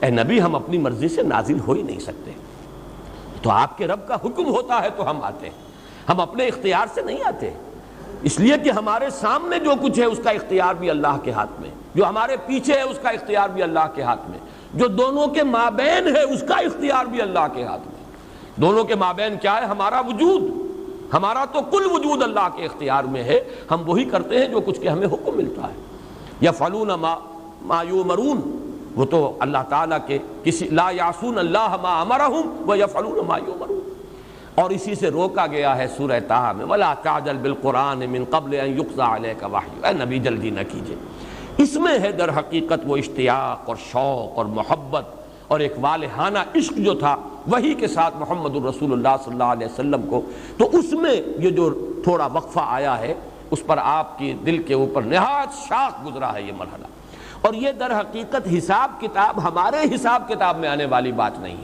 یہ وہی جان سکتا ہے لذت این بادا نہ دانی بخدا تا نہ چشی، جس نے اس وحی کی لذت کو محسوس کیا ہو، وہ لذت ہم کلامی جو اللہ کے ساتھ تھی جسے وہ حاصل ہوئی ہو، جس سے کہ آگے بڑھ کر حضرت موسیٰ نے یہ بھی مطالبہ یا استدعا کر دی تھی کہ پروردگار یہ جو لذت مخاطبہ و مکالمہ ہے جو مجھے میسر آ رہی ہے ذرا ایک قدم اور آگے، رب ارنی انظر الیک، پروردگار دیدار بھی عطا فرما دے۔ اب یہ آگ جو بھڑکی ہے آتش شوق، اسی کا تو مظہر ہے یہ دعا۔ تو ایک اعتبار سے ہم کہہ سکتے ہیں کہ یہ در حقیقت وہ جو ایک والہانہ عشق تھا محمد الرسول اللہ صلی اللہ علیہ وسلم کو قرآن مجید کے ساتھ، یہ اس کا جو کیفیت آپ پر گزر رہی ہے اس ہجر کی، اس فراق کی، وہ ہماری منطق میں اور ہمارے فلسفے میں اور ہماری بیان میں وہ آنے والی شے نہیں ہے، اس کو وہی جانتے تھے۔ اور اس میں ہی در حقیقت وہ مصرع بھی نوٹ کر لیجئے کہ عشق است و ہزار بدگمانی، جہاں محبت کا معاملہ شدید ہوگا وہاں بدگمانی بہت جلدی ہو جاتی ہے، اگر محبت شدید نہیں ہے بدگمانی بھی جلدی نہیں ہوگی۔ عشق است و ہزار بدگمانی، اصل میں یہ جو مضامین لطیف ہیں ان کو شعراء نے جس طریقے سے تعبیر کیا ہے، اسی لیے آج کے درس میں آپ شاید محسوس کر رہے ہوں کہ یہ کچھ زیادہ ہی میں اشعار کا حوالہ دے رہا ہوں۔ شاعر کہتے کسے؟ صاحب شعور۔ صاحب شعور تو سبھی انسان ہیں، لیکن کچھ لوگ ہوتے ہیں جن کا شعور بہت گہرا ہوتا ہے، بہت حساس طبیعت کے لوگ، مشاہدہ بہت گہرا، وہ لوگ جو ہیں وہ شاعر ہیں اصل میں۔ بالقوہ ہر صاحب شعور جو ہے وہ شاعر ہے، بالقوہ پوٹینشلی۔ ویسے ہم شاعر کا اطلاق کرتے ہیں اس شخص پر جو شعر کہتا ہو، لیکن در حقیقت شاعر تو ہر وہ شخص ہے جو صاحب شعور ہے، جس کی شعور کی گہرائی ہے، ایکویٹی آف ویژن اور انڈرسٹینڈنگ اور احساس جو ہے اس کا وہ جو ہے وہ زندہ ہو اور چاق و چوبند ہو۔ اس اعتبار سے میں یہ ذرا آج جو ہے کچھ اشعار اور جو مصرے ہیں ان کی مدد لے رہا ہوں بات کو سمجھانے کے لیے کہ عشق است و ہزار بدگمانی ما ودعک ربک وما قلی۔ اے نبی قطعاً یہ بدگمانی آپ نہ کیجئے، یہ آپ کے اس محبت کی در حقیقت گہرائی اور والہانہ پن جو ہے یہ اس کا مظہر ہے کہ یہ تھوڑا سا وقفہ وحی کا آیا ہے اور آپ نے یہ محسوس کر لیا، یا آپ کو یہ اندیشہ ہو گیا کہ کہیں میرے رب نے مجھے چھوڑ تو نہیں دیا، کہیں میرے رب نے مجھ سے اپنا تعلق منقطع تو نہیں کر لیا، کہیں میں اب اس کا مورد الطاف و عنایات تو نہیں رہا، کوئی ایسی صورت تو نہیں ہے۔ اس میں پھر مزید اضافہ کر لیجئے کہ کچھ لوگوں کی طرف سے طعنے بھی حضور کو سننے پڑے، اور یہ عجیب بات ہے کہ دو خواتین کے بارے میں بات آتی ہے، اگرچہ ان دونوں کا جذبہ بالکل مختلف ہے، لیکن یہ کہ بات تقریباً ایک ہی کہی ہے۔ حضرت خدیجہ الکبریٰ رضی اللہ تعالی عنہا کا بھی یہ قول منقول ہے، اور یہ ابن جریر لائے ہیں، علامہ ابن جریر رحمۃ اللہ علیہ، حضرت شداد ابن عبداللہ رضی اللہ تعالی عنہ سے، کہ حضرت خدیجہ نے یہ کہا حضور سے کہ معلوم ہوتا ہے کہ آپ کی عجلت پسندی اور بے صبری کی وجہ سے اللہ آپ سے ناراض ہو گیا۔ یہ بے صبری بھی وہ دیکھیے، دل ناصبور جسے کہا جاتا ہے، وہ دل جسے صبر نہیں آتا، دل ناصبور، وہ تو یہ کہ عشق جتنا ہوگا اتنی ہی اس کے اندر صبر کی کمی ہو جائے گی. والہانہ پن جو ہے اس کی وجہ سے حضرت خدیجہ نے یہ کہا. معلوم ہوتا ہے کہ اللہ آپ کی اس بے صبری، اور اب یہ میں الفاظ کوٹ کر رہا ہوں، ہم یہ لفظ استعمال نہیں کر سکتے حضور کے لیے، اس لیے میں نے حوالہ دے دیا علامہ ابن جریر طبری، اور وہ بھی اس کو شداد ابن عبداللہ رضی اللہ تعالی عنہ سے کوٹ کر رہے ہیں کہ آپ کی بے صبری کی وجہ سے اللہ تعالیٰ آپ سے ناراض ہو گیا. یہ الفاظ حضرت خدیجہ الکبریٰ نے کہے. دوسری طرف یہ تو ہے ہمدردی اور تعسف کے ساتھ، اظہار ہمدردی ہے، تعسف کے ساتھ ایک بات کہی جا رہی ہے، اور طعن اور طنز کے انداز میں، اور بڑی خوشی اور ابتہاج اور مسرت کا اظہار کرتے ہوئے جمیل جو آپ کی چچی تھی ابو لہب کی بیوی، اس نے کہا محمد معلوم ہوتا تمہارا شیطان تمہیں چھوڑ گیا. اس روایت کی کچھ بڑی یعنی استہزائیہ انداز میں نفی کی ہے مولانا اصلاحی صاحب نے کہ کیسے ممکن ہے، کیسے پتہ چل گیا لوگوں کو کہ وہی جو ہے وہ بند ہو گئی. حالانکہ واقعہ یہ ہے کہ بخاری اور مسلم دونوں میں صحیحین میں یہ روایت موجود ہے کہ حضور کئی راتیں مسلسل اٹھ نہ سکے، چونکہ رات کو یہ جو ابو لہب کا گھر ہے یہ حضور کے گھر کے ساتھ بالکل متصل تھا. یہی وجہ ہے کہ جلیل نے آپ کو بہت ایذائیں پہنچائی ہیں. آپ کے دروازے پر کانٹے بچھا جانا رات کے وقت کہ اگر آپ نکلیں رات کو جو small hours of the morning ہیں، کہیں طواف کے لیے جائیں تو آپ کے پاؤں میں اور کانٹے لگیں، کپڑے الجھ جائیں، یہ تکلیف بھی. پھر کوڑا کرکٹ پھینک دینا، یہ کوئی اور کسی کی جرت نہیں ہو سکتی تھی کہ محمد الرسول اللہ کے ساتھ یہ سلوک کرے، بنو ہاشم کے چشم و چراغ. لیکن یہ کہ بہرحال ابو لہب بھی تو بنو ہاشم میں سے ہے، پھر چچا ہے، چچا ہونے کے اعتبار سے اور چچی ہونے کے اعتبار سے اپنا جو وہ بزرگی ہے اس کا بھی کوئی حق ہے جس کا غلط استعمال ہو سکتا ہے. وہی تھی کہ جو آپ پر کوڑا کرکٹ ڈالتی تھی، وہی جمیل ہے. اور یہ تو صاف سمجھ میں آنے والی بات ہے، اس میں اس روایت کے استہزاء کی کوئی ضرورت نہیں. پھر صحیحین کی روایت ہے، صحیح مسلم صحیح بخاری میں، کہ آپ کئی رات تک رات کو اٹھ نہ سکے. اور اس لیے ظاہر ہے کہ جب آپ رات کو اٹھ کر نماز پڑھتے تھے تو پڑوس کے گھر میں پتہ چلتا تھا. رتل القرآن ترتیلا جو سورہ مزمل میں آیا ہے، کیسے ممکن ہے کہ پتہ نہ چلتا ہو کہ محمد کھڑے ہو گئے ہیں اور اپنے رب کا کلام پڑھ رہے ہیں. رتل القرآن ترتیلا، یہ تو جو سورہ مزمل ہے یہ تو اس فترت وحی سے قبل کی صورت ہے اور آپ اس پر عمل کرتے تھے. لیکن چند راتیں ایسی بیتی کہ آپ اٹھ نہیں سکے. لہذا جمیل نے یہ کہا کہ محمد معلوم ہوتا ہے تمہارا شیطان تمہیں چھوڑ گیا. معاذ اللہ ثم معاذ اللہ، نقل کفر نہ باشد. لیکن یہ کہ حافظ ابن حجر رحمۃ اللہ علیہ جو سب سے بڑے شارح ہیں، صحیح بخاری کی سب سے بڑی شرح جو ہے انہی کی ہے، انہوں نے ان دونوں روایات میں جو ہے مطابقت دی ہے. اور وہ یہ ہے کہ بات تو ایک ہی تھی. ایک نے کہی ہے ازراہ ہمدردی، ازراہ تعسف، اور دوسری نے کہی ہے طعن اور طنز کے انداز میں اور خوشی مناتے ہوئے. باقی بات تو ایک ہی ہے، واقعہ ایک ہے. ثابت ہوتا ہے کہ یہ واقعہ ہوا. اور اس سے میں ایک نتیجہ اور نکال رہا ہوں. وہ نتیجہ یہ ہے کہ حضور صلی اللہ علیہ وسلم پر اس وقت جو بھی کیفیت تھی، وہ ایک بددلی کی کیفیت یا کوئی اضطراب، تشویش، آپ کو جو بھی کیفیت طاری ہوئی ہے وہ اس درجے شدید تھی کہ آپ پر کسل بھی طاری ہو گیا تھا. رات کا نہ اٹھنا، یہ تو واقعہ یہ ہے کہ یہ تو اس کا جو اثرات ہیں انسان کے اپنے اعصاب پر اس درجے ہو جانا. حالانکہ سورہ مزمل ہے پس منظر میں، قم اللیل الا قلیلا نصفہ او انقص منہ قلیلا او زد علیہ ورتل القرآن ترتیلا. اتنا جو ہے تاکیدی حکم محمد الرسول اللہ صلی اللہ علیہ وسلم کو دیا گیا. لیکن معلوم ہوتا ہے کہ اس وقت کی وہ کیفیت جو ہے وہ ایسی تھی کہ آپ پر اس درجے کسل طاری ہوا ہے یا آپ کے اعصاب میں. اب میں ایک لفظ بہت ڈرتے ڈرتے استعمال کر رہا ہوں لیکن میں سمجھانے کے لیے، ابلاغ کے لیے اسے ضروری سمجھتا ہوں. آج کی اصطلاح میں نیورستھینیا آپ اسے کہتے ہیں، اعصابی اضمحلال. ویسے کوئی تکلیف نہیں ہے، بیماری نہیں ہے، کوئی عارضہ جسمانی نہیں ہے، کوئی بخار نہیں ہے، کچھ نہیں ہے. لیکن یہ ہے کہ کچھ اعصاب پر ایسا اضمحلال طاری ہو جاتا ہے، نیورستھینیا، اعصابی اضمحلال، کہ آدمی ہلنا چاہتا نہیں ہل رہا، حرکت کرنا چاہتا نہیں کر پا رہا، ہمت گویا کہ ایک طرح سے جواب دے جاتی ہے. تو معلوم ہوتا ہے کہ رات کو نہ اٹھ سکنا، جس کا کہ ثبوت صحیح بخاری صحیح مسلم دونوں سے مل رہا ہے، اس حد تک بھی آپ کی وہ کیفیت جو پس منظر میں ہے سورہ مبارکہ کے، اس کا اثر اس درجے تھا. اس سے بھی آگے بڑھ کر اس درجے شدید کیفیت تھی آپ پر کہ حضور فرماتے ہیں صلی اللہ علیہ وسلم، عارف کہاں گیا بھائی، سوالو آ کے اس کو ذرا. حضور فرماتے ہیں کہ مجھ پر یہ لمحہ اور یہ عرصہ جو ہے وقفہ اتنا شاخ گزرا کہ میرے دل میں بار بار یہ خیال آتا تھا کہ پہاڑ پر چڑھ کر اپنے آپ کو نیچے گرا دیں۔ آپ اندازہ کیجئے، پھر میں عرض کر رہا ہوں حضور کا مقام اور مرتبہ اور یہ کیفیات، یعنی یہ کہ وسوسہ ہم اسے کہیں گے کہ وسوسہ اس حد تک آ رہا ہے کہ خودکشی پر انسان جو ہے آمادہ ہو رہا ہے، گویا کہ زندگی بے معنی ہو کر رہ گئی۔ زندگی اب کاہے کے لیے؟ اگر اللہ ہی نے چھوڑ دیا، خدا نہ خواستہ اگر وحی کا سلسلہ ہی منقطع ہو گیا، اگر میرے اعصاب ہی اتنے جواب دے گئے کہ میں رات کو کھڑا بھی نہیں ہو سکتا، تو جینا کاہے کے لیے؟ زندگی تو در حقیقت کسی مقصد کے لیے ہوتی ہے، کوئی آئیڈیل ہو۔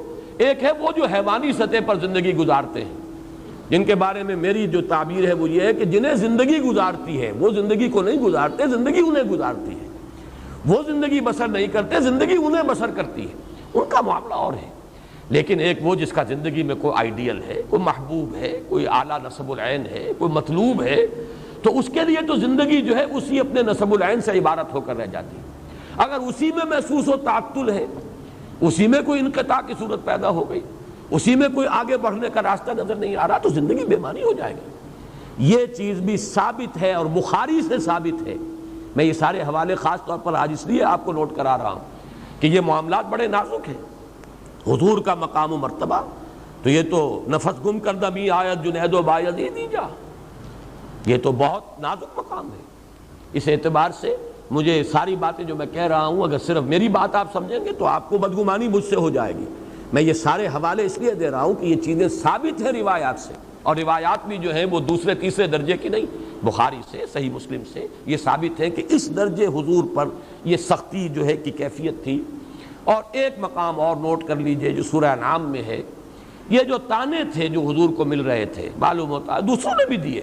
یہ تو میں نے دو خواتین کی بات چونکہ ایک دوسرے کے مقابلے میں آ گئی ہے، حضرت خدیجہ رضی اللہ تعالی عنہا اور ام جمیل علیہا ما علیہا، تو ان دونوں کا چونکہ تضاد ہے وہ میں نے بیان کر دیا، ورنہ بہت سے لوگوں کے بارے میں آتا ہے کہ لوگوں نے کہنا شروع کر دیا محمد معلوم ہوتا ہے تمہارا خدا تمہیں چھوڑ گیا، کسی نے کہا تمہارا شیطان تمہیں چھوڑ گیا۔ تو اس کے حوالے سے سورہ انعام کی وہ آیت بھی نوٹ کر لیجئے، وَلَقَدْ نَعْلَمُ أَنَّكَ يَضِيقُ صَدْرُكَ بِمَا يَقُولُونَ، اے نبی ہمیں خوب معلوم ہے کہ آپ کا سینہ بھنچتا ہے ان باتوں سے جو یہ کہہ رہے ہیں۔ تو یہ ویسے تو یہ کہ مجنون کسی نے کہا، کسی نے شاعر کہا، کسی نے ساحر کہا، یہ تمام باتیں بھی ہیں یقیناً کہ جو حضور پر، آپ کے قلب مبارک پر ان کا ایک جو ہے اثر جو ہے وارد ہوتا تھا، تاثر۔ لیکن یہ یہاں خاص طور پر ضیق صدر، سینے کا بھنچنا، اور اس کا خاص تعلق قائم ہو جائے گا اگلی صورت کے پہلے لفظ علم نشرح لک صدرک۔ ضیق صدر سینے کا بھنچنا اور تنگ ہو جانا، اور انشراح صدر سینے کا کھل جانا، بست کی ایک کیفیت پیدا ہو جانا۔ تو یہ ضیق کا لفظ جو ہے یہ سورہ انعام کی اس آیت میں آیا ہے، وَلَقَدْ نَعْلَمُ أَنَّكَ يَضِيقُ صَدْرُكَ بِمَا يَقُولُونَ، بلکہ یہ سورہ ہجر میں ہے غالباً، سورہ ہجر میں یہ الفاظ آئے، یا سورہ انعام میں میں اس وقت مستحضر نہیں۔ لیکن یہاں ذرا ایک بات نوٹ کر لیجئے کہ سورۃ الضحیٰ کے اگر ہم 3 حصے کر لیں، یہ سارا تاریخی پس منظر جو ہے اور یہ روایات اور یہ حوالے اور یہ شان نزول کی روایات پہلی 3 آیات کے لیے تو بالکل کفایت کرتی ہیں۔ فترت وحی، اس کا حضور پر نہایت شاخ گزرنا، وہ شاخ والہانہ عشق کی وجہ سے ہے، یا وہ شاخ گزرنا اس وجہ سے ہے کہ لوگوں نے تانے دینے شروع کر دیے، جو بھی ہو، اس سے یہ سمجھ میں آیا کہ اس کی بنا پر حضور کی یہ کیفیت ہوئی کہ اندیشہ ہوا کہ عشقست تو ہزار بدگمانی، شاید میرا رب مجھے چھوڑ گیا، شاید میرا تعلق منقطع ہو گیا، شاید پروردگار ناراض ہو گیا، شاید میری کسی بات سے وہ بیزار ہو گیا، معاذ اللہ ثم معاذ اللہ۔ اس میں آپ کو تسلی دے دی گئی، ما ودعک ربک وما قلی، اور استشہاد کیا گیا رات اور دن سے۔ دیکھیے ہمارا سارا نظام جو چل رہا ہے اس میں تضادات ہیں، روشنی بھی ضروری ہے، تاریکی بھی ضروری ہے، بلندی کا اپنا مصرف ہے اور پستی کا اپنا مقام ہے، رات کی اپنی حکمتیں اور مصلحتیں ہیں اور دن کی اپنی حکمت اور مصلحت ہیں۔ یہ تضادات جو چلا آ رہا ہے سورۃ الشمس سے لے کر پھر سورۃ اللیل، تضادات، اور ان تضادات میں خاص طور پر رات اور دن یہ تینوں صورتوں میں آ رہا ہے۔ یہاں پر تو رہی گئی صرف 2 چیزیں، والضحیٰ واللیل اذا سجا، باقی یہ کہ اور تمام چیزیں جو ہیں وہ پیچھے جو آ چکی ہیں۔ تو اس لیے یہ جیسے کہ ہمیں معلوم ہے کہ ہمارا یہ دنیا کا نظام رات اور دن ہی کے حوالے سے یہ حیات کا سلسلہ قائم ہے. ہماری ساری غذا ٹریس کریں گے تو عالم نباتات سے ہے. عالم نباتات کا سارا دار و مدار جو ان کا ریسپیریشن کا نظام ہے وہ دن اور رات میں جدا ہو جاتا ہے. ایک وقت میں وہ آکسیجن لے رہے ہیں اور کاربن ڈائی آکسائڈ چھوڑ رہے ہیں, ایک وقت میں کاربن ڈائی آکسائڈ استعمال کر رہے ہیں اور فوٹو سینتھیسس میں اس کو وہ اپنا گویا کہ یوں سمجھیے کہ را میٹیریل بنا رہے ہیں اور آکسیجن چھوڑ رہے ہیں. ریسپیریشن کا نظام جو ہے بالکل برعکس ہو گیا دن اور رات کا. اسی سے سارا عالم نباتات کا نظام ہے, اسی سے ہمارا یہ غذا کا معاملہ. چاہے بکری کا گوشت ہم کھاتے ہیں تو بکری کا گوشت بھی اسی نباتات سے بنا ہے, وہی پتے ہیں اور وہی گھاس ہے کہ جو وہ کھا رہی ہے. لہذا پھر اسی طریقے سے انسانی اپنی نفسیات ہے, تکان اسے طاری ہوتی ہے, اضمحلال ہو جاتا ہے. آپ کو معلوم ہے کہ مسلسل روشنی کے سامنے بٹھانا یہ تو ٹارچر کا ذریعہ ہے. جیسے کہ انویسٹیگیشن کے اندر بھی, انٹروگیشن میں بھی ٹارچر ہوتا ہے یہ کہ آپ کو مسلسل جگایا جائے اور روشنی جو ہے تیز وہ آپ کی آنکھوں پر ڈالی جائے, یہ تو ٹارچر ہو جائے گا. تو جیسے دن ضروری ہے رات بھی ضروری ہے, جیسے حرکت ضروری ہے ایسے ہی سکون بھی ضروری ہے, جیسے بھاگ دوڑ ضروری ہے ویسے ہی استراحت بھی ضروری ہے. اسی طرح نبی جیسے وحی کا آنا ضروری ہے ویسے ہی اس کا ایک وقفہ بھی ضروری ہے. آپ اس کا تحمل نہیں کر پائیں گے. لو انزلنا هذا القرآن على جبل لرأيته خاشعا متصدعا من خشية اللہ. اس پورے قرآن کو اگر ہم نے کسی پہاڑ پر اتار دیا ہوتا تو آپ دیکھتے کہ پھٹ جاتا اور وہ بیٹھ جاتا, دب جاتا اللہ کی خشیت سے, من خشیت اللہ. لہذا جیسے کہ میں آیت آپ کو سنا چکا سورۃ الفرقان کی, ہم نے تھوڑا تھوڑا کر کے نازل کیا. کذالک لنثبت به فؤادک ورتلناہ ترتیلا, تھوڑا تھوڑا کر کے اتارا ہے تاکہ آپ کا دل اس کو سہار سکے, تحمل کر سکے اور آپ کے دل کو اس کے ذریعے سے تثبیت حاصل ہو جائے. یہ گویا کہ دونوں چیزیں جو ہے یہ ایک دوسرے کے ساتھ ہیں, منسلک ہیں. تو یہ ہے والضحیٰ واللیل اذا سجا ما ودعک ربک وما قلی.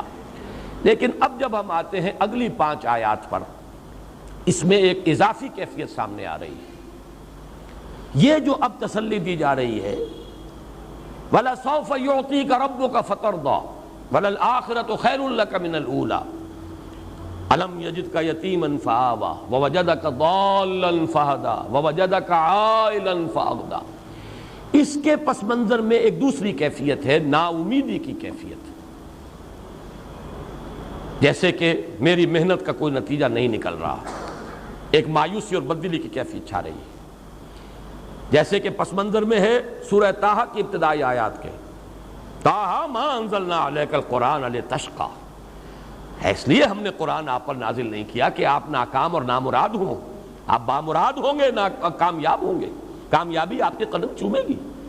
یہی پس منظر ہے جو اس آیہ مبارکہ کے پس منظر میں ہے, یہی کیفیت کہ ان الذی فرض علیک القرآن لرادک الی معاد.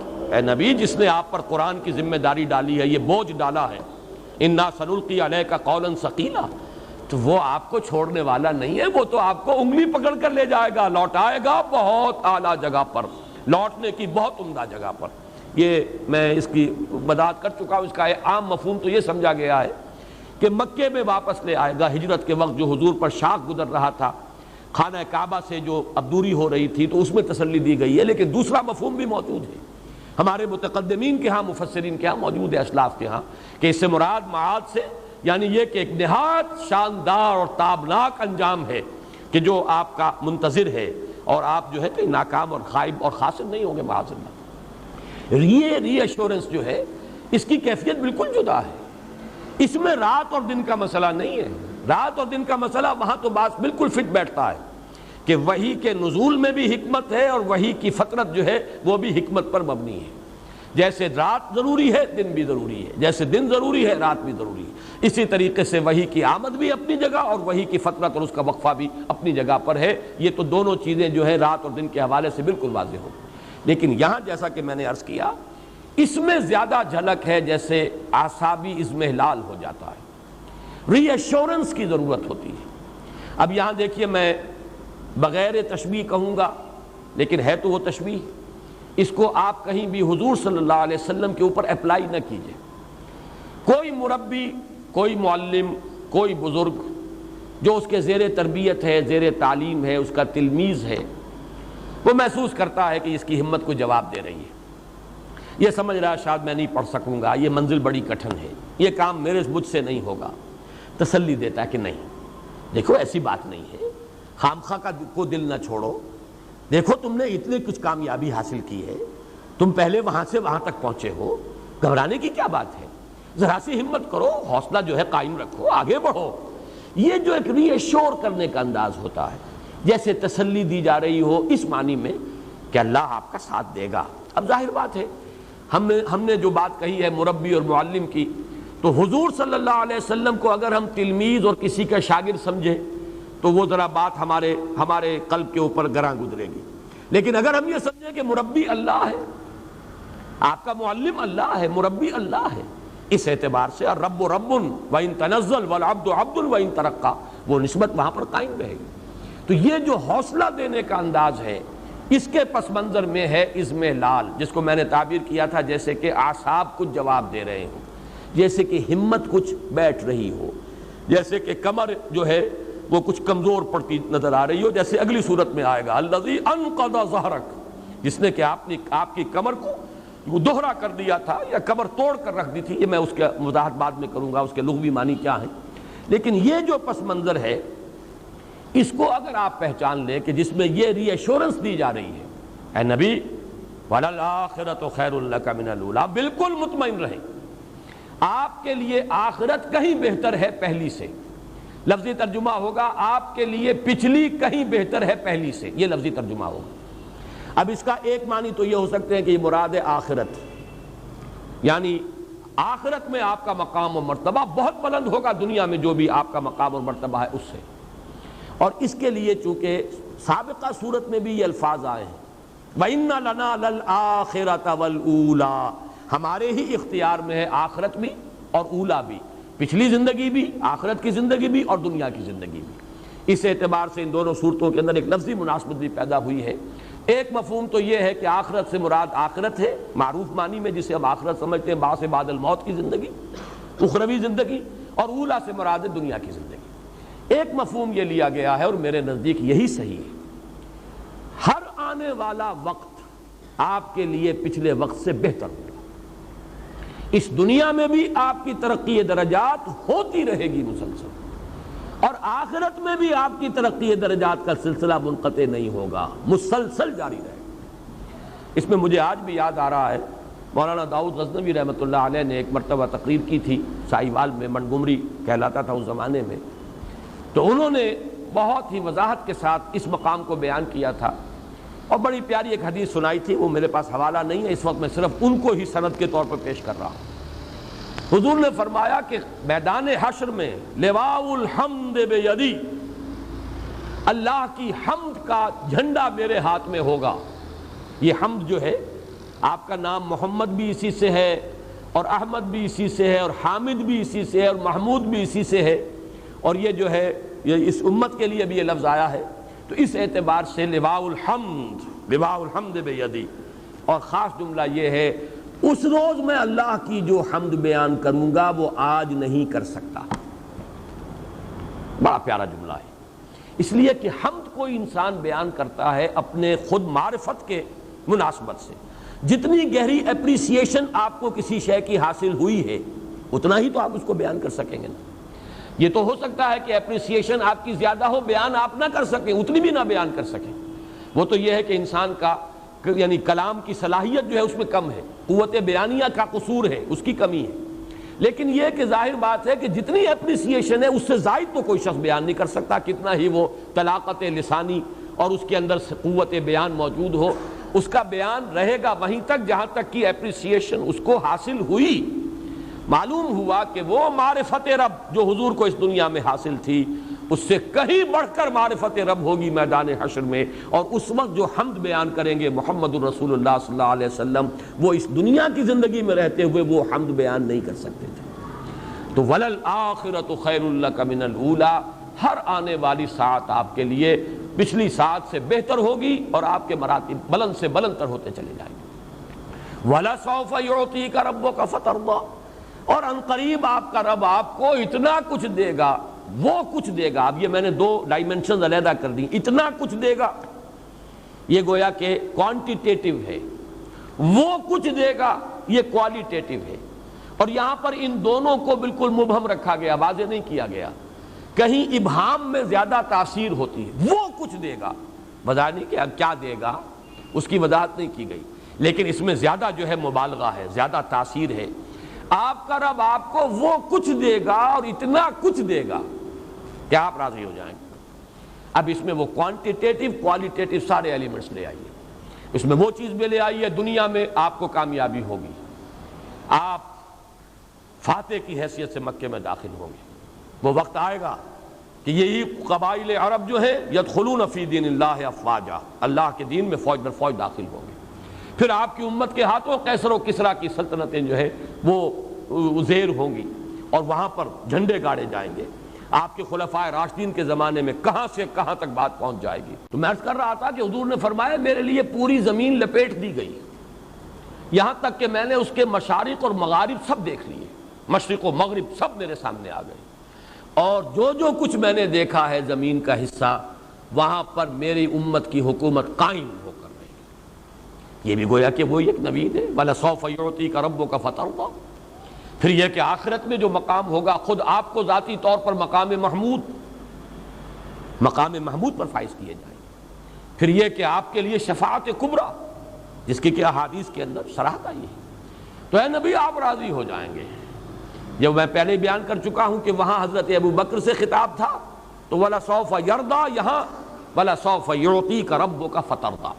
اب اس میں تفاصیل کا جتنا بھی ہے رنگ وہ بھر لیجئے، کیا کچھ اللہ نے دیا اور کیا کچھ جو ہے ابھی آخرت میں محمد الرسول اللہ صلی اللہ علیہ وسلم اور آپ کی امت کے لیے کیا کیا مدارج ہیں اور کیا کیا رتبے ہیں جو اللہ نے رکھے ہیں.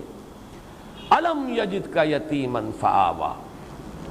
یہ جب 3 آیتیں آ رہی ہیں یہ بھی وہ انداز ہے، دیکھو ہم نے تمہارا ساتھ کبھی چھوڑا ہے پہلے؟ غور کرو اپنی سابقہ زندگی پر. جو تمہارا رب تمہیں ان مراحل سے گزار کر لایا، کہ آئندہ تمہارا ساتھ چھوڑ دے گا؟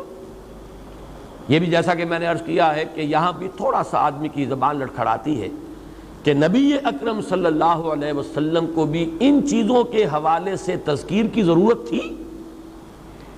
ہمارا ذہن قبول کرنے سے آپ کی خاص مقام و مرتبے کے اعتبار سے ذرا یہاں رکتا ہے، رکاوٹ محسوس کرتا ہے. سامنے کی باتیں ہیں بالکل، لیکن یہ کہ یہ سامنے کی باتیں جیسے کسی طالب علم کو کوئی استاد یاد دلاتا ہے، وہاں تو بات سمجھ میں آتی ہے، لیکن محمد الرسول اللہ صلی اللہ علیہ وسلم کو بھی کیا یہ باتیں اس طور سے یاد دلانے کی ضرورت تھی؟ یہاں آ کر ذرا طبیعت جو ہے رکتی ہے. بہرحال اس پر میں عرض کروں گا اس کی توجیہ کیا ہے. اس وقت یہ سمجھ لیجئے یہ حضور کی حیات طیبہ کے 3 ادوار ہیں جن میں اللہ کی رحمت اور شفقت جو ہے حضور پر، اللہ کی عنایت خصوصی حضور پر 3 مختلف صورتوں میں جو ہے وہ شامل حال ہوئی. اس کے حوالے سے بلکہ نوٹ کر لیجئے، میں نے کبھی سیرت کی تقریر میں یہ عرض کیا تھا کہ حضور کی پوری حیات دنیاوی 6 آیات کے حوالے سے 6 چیپٹرز میں 6 آیات کے زیر عنوان لائی جا سکتی ہے. 3 آیات یہ ہیں اور 3 آیات سورہ مدثر کی. آپ کا پہلا حصہ زندگی کا وہ ہے، یوں سمجھیے کہ 10-12 برس تک کی زندگی. پیدائش ہو رہی ہے والد کے انتقال کے بعد، چند سال کے ہیں کہ والدہ کا سایہ سر سے اٹھ گیا، مزید 2 سال گزرے کہ دادا بھی اللہ کے ہاں گئے. اس کے بعد البتہ یہ نوٹ کر لیجئے ہمارے بھی عام جو مورخین ہیں اور سیرت نگار ہیں انہوں نے ایک بہت بڑا خلا چھوڑ دیا ہے. عبد المطلب کے انتقال کے بعد زبیر حضور کے تایا حضور کے اتالیق اور سرپرست رہے. ابو طالب کو زیادہ نمایاں کرنے کے لیے زبیر کا نام جو ہے خارج کر دیا گیا یہ سیرت کی کتابوں سے. وہ جو جنگ بھی ہوئی تھی، واحد جنگ ہے حضور کی اس دور میں جس میں کہ حضور شریک ہوئے ہیں، اگرچہ آپ نے باقاعدہ کوئی خوریزی میں حصہ نہیں لیا، لیکن یہ کہ وہ تو ایک قبائلی معاشرہ تھا. جب جنگ ہے تو ہر قبیلے کے جو بھی جوان ہیں ان کو جا کے شریک ہونا ہے. اس وقت علم جو تھا بنو ہاشم کا علم وہ زبیر کے ہاتھ میں تھا، ابو طالب کے ہاتھ میں نہیں تھا. یہ تو زبیر کے انتقال کے بعد ابو طالب کا مرحلہ آیا ہے کہ پھر وہ جو ہاؤس آف ہاشم تھا، بنو ہاشم، ہاشم کا گھرانہ، اس کی جو سربراہی ہے وہ ابو طالب کے ہاتھ پہ آئی ہے ذمہ داری. اور پھر یقیناً ہم بھی تسلیم کرتے ہیں کہ انہوں نے ساتھ دیا ہے حضور کا اور تعاون کیا ہے، لیکن یہ ہے کہ یہ 4 مرحلے آپ ذہن میں رکھیے۔ بلکہ ایک اعتبار سے نوٹ کر لیجئے، ابو طالب کو حضور نے سپورٹ کیا ہے معاشی طور پر۔ ابو طالب کا کوئی معاشی احسان محمد کی گردن پر نہیں ہے، اور یہ میں کسی تعصب کی وجہ سے ہرگز نہیں کہہ رہا۔ جب میں ابو طالب کا وہ احسان مانتا ہوں اور ڈنکے کی چوٹ اعلان کرتا ہوں کہ 10 برس تک پروٹیکشن دنیا میں اگر حاصل تھی حضور کو تو وہ ابو طالب کی وجہ سے تھی، ورنہ آخرت میں تو ظاہر بات ہے اصل جو ہے پروٹیکشن وہ تو اللہ کی ہے، لیکن وہ تو ہے انویزیبل ورلڈ، وہ تو ہے غیبی ایک عالم۔ دنیا میں عالم اسباب میں پروٹیکشن جو حضور کو حاصل رہی ہے آغاز وحی کے بعد سے لے کر سن 10 تک، جب تک کہ ابو طالب کا انتقال نہیں ہو گیا، تو آپ کو جو بھی حفاظت حاصل رہی ہے وہ ابو طالب کی، کوئی شک نہیں۔ اور اس کی بنا پر ہم میں سے ہر شخص کی گردن پر اور کندھے پر احسان کا ایک بار گراں ہے ابو طالب کا۔ لیکن یہ کہ ایک درمیان میں نوٹ کر لیجئے، جہاں تک معاشی کفالت کا تعلق ہے، حضور پر یہ احسان ابو طالب کا نہیں ہے، بلکہ ابو طالب پر احسان ہے حضور کا۔ آپ نے محنت کی، مزدوری کی، مشقت کی، آپ کماتے تھے اور ابو طالب کے گھرانے کو سپورٹ کرتے تھے، اس لیے کہ ابو طالب مفلس تھے، قلاش تھے، دنیاوی حیثیت ان کی نہیں تھی، مالدار نہیں تھے، عیالدار تھے، اولاد بہت تھی۔ حضور نے بھیڑیں بکریاں چرائی ہیں اور کمایا ہے، اور حضور نے محنت کی ہے اور پالا ہے اور معاشی اعتبار سے سپورٹ کیا ابو طالب کے گھرانے۔ پھر جب آپ کی شادی ہو گئی حضرت خدیجہ سے تو حضرت علی کو اپنے پاس اسی لیے رکھا ہے تاکہ وہ جو بوجھ ہے ابو طالب کے اوپر وہ کم رہے، جو اپنے بچوں کی جو بھی ہے ان کی کفالت کا، تو ایک شخص ان کے پاس، اور غالباً حضرت جعفر جو ہیں وہ بھی کسی اور کے پاس تھے۔ تو اس اعتبار سے شاید حضرت عباس کے پاس، اگر میرا جو ہے وہ یادداشت اگر ٹھوکر نہیں کھا رہی، اسی وجہ سے یہ معاملہ تھا کہ عباس بھی جو ہے وہ کافی آسودہ حال تھے۔ ادھر حضور کو اللہ تعالیٰ نے غنا عطا کر دیا حضرت خدیجہ سے شادی کا، نتیجہ یہ نکلا ہے کہ حضرت علی یہاں تھے، جعفر وہاں تھے، اس لیے کہ ابو طالب سپورٹ نہیں کر پاتے تھے۔ بہرحال پہلا مرحلہ جو ہے حضور کی حیات طیبہ کا، سیرت مطہرہ کا، الم یجد کا یتیما فآوا۔ اے محمد ذرا دیکھو تو صحیح، پیچھے مڑ کر نگاہ تو ڈالو، تم دنیا میں آئے تو تمہارے والد کا سر سے سایہ اٹھ چکا تھا، چند برس کے 6 برس کے تھے کہ دادا کی محبت سے بھی محروم ہو گئے، مزید 2 برس کے بعد ماں کی محبت اور شفقت بھی ختم ہوئی۔ پھر ہم نے کس کس طریقے سے آپ کے لیے بندوبست کیا، کہاں کہاں سے فآوا پناہ دی ہے، کہاں کہاں سے پروٹیکشن ملی ہے، کیسی کیسی محبتیں آپ کو ملی ہیں، دادا کی محبت، والدہ کی محبت، پھر زبیر کی محبت۔ زبیر کے علم تلے محمد الرسول اللہ اس جنگ میں شریک تھے، اگرچہ باقاعدہ خوریزی میں آپ نے حصہ نہیں لیا، لیکن تھے، جھنڈا ان کے ہاتھ میں تھا۔ تو پہلا دور تو یہ ہے محمد الرسول اللہ صلی اللہ علیہ وسلم کی حیات دنیاوی کا، جس کے لیے عنوان ہے الم یجد کا یتیما فآوا۔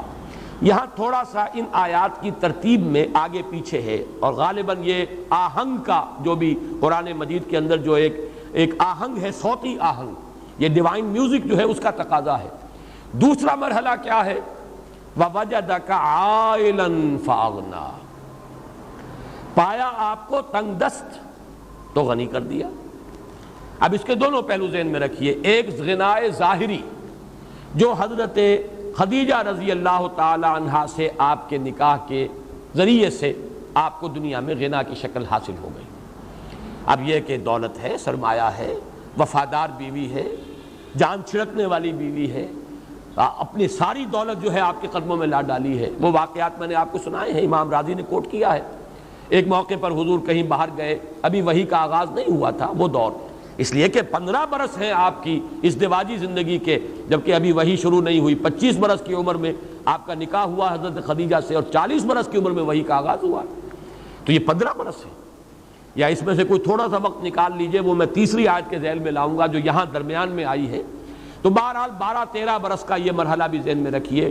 یہ آپ نے خوشحالی کا، اطمینان کا، ایک وفادار بیوی ہے نکاح میں، بچے بھی اللہ نے دیے ہیں، اگرچہ بیٹے ہوئے وہ لے لیے، بیٹیاں ہیں، ہرا بھرا گھر ہے، دولت ہے، آسائش ہے، عزت ہے، آپ کی تجارت ہے، آمد و رفت ہے۔ اس کا واقعہ وہ آتا ہے جو امام راضی نے نقل کیا ہے کہ حضور ایک مرتبہ نکل گئے ذرا مکے سے باہر، کوئی وادی میں آپ نے دیکھا کوئی قبیلہ ٹھہرا ہوا تھا، بہت مفلوق الحال لوگ، بدن پر کپڑے نہیں، اور فاقوں سے معلوم ہوتا تھا سوکھ کر کاٹا ہوئے۔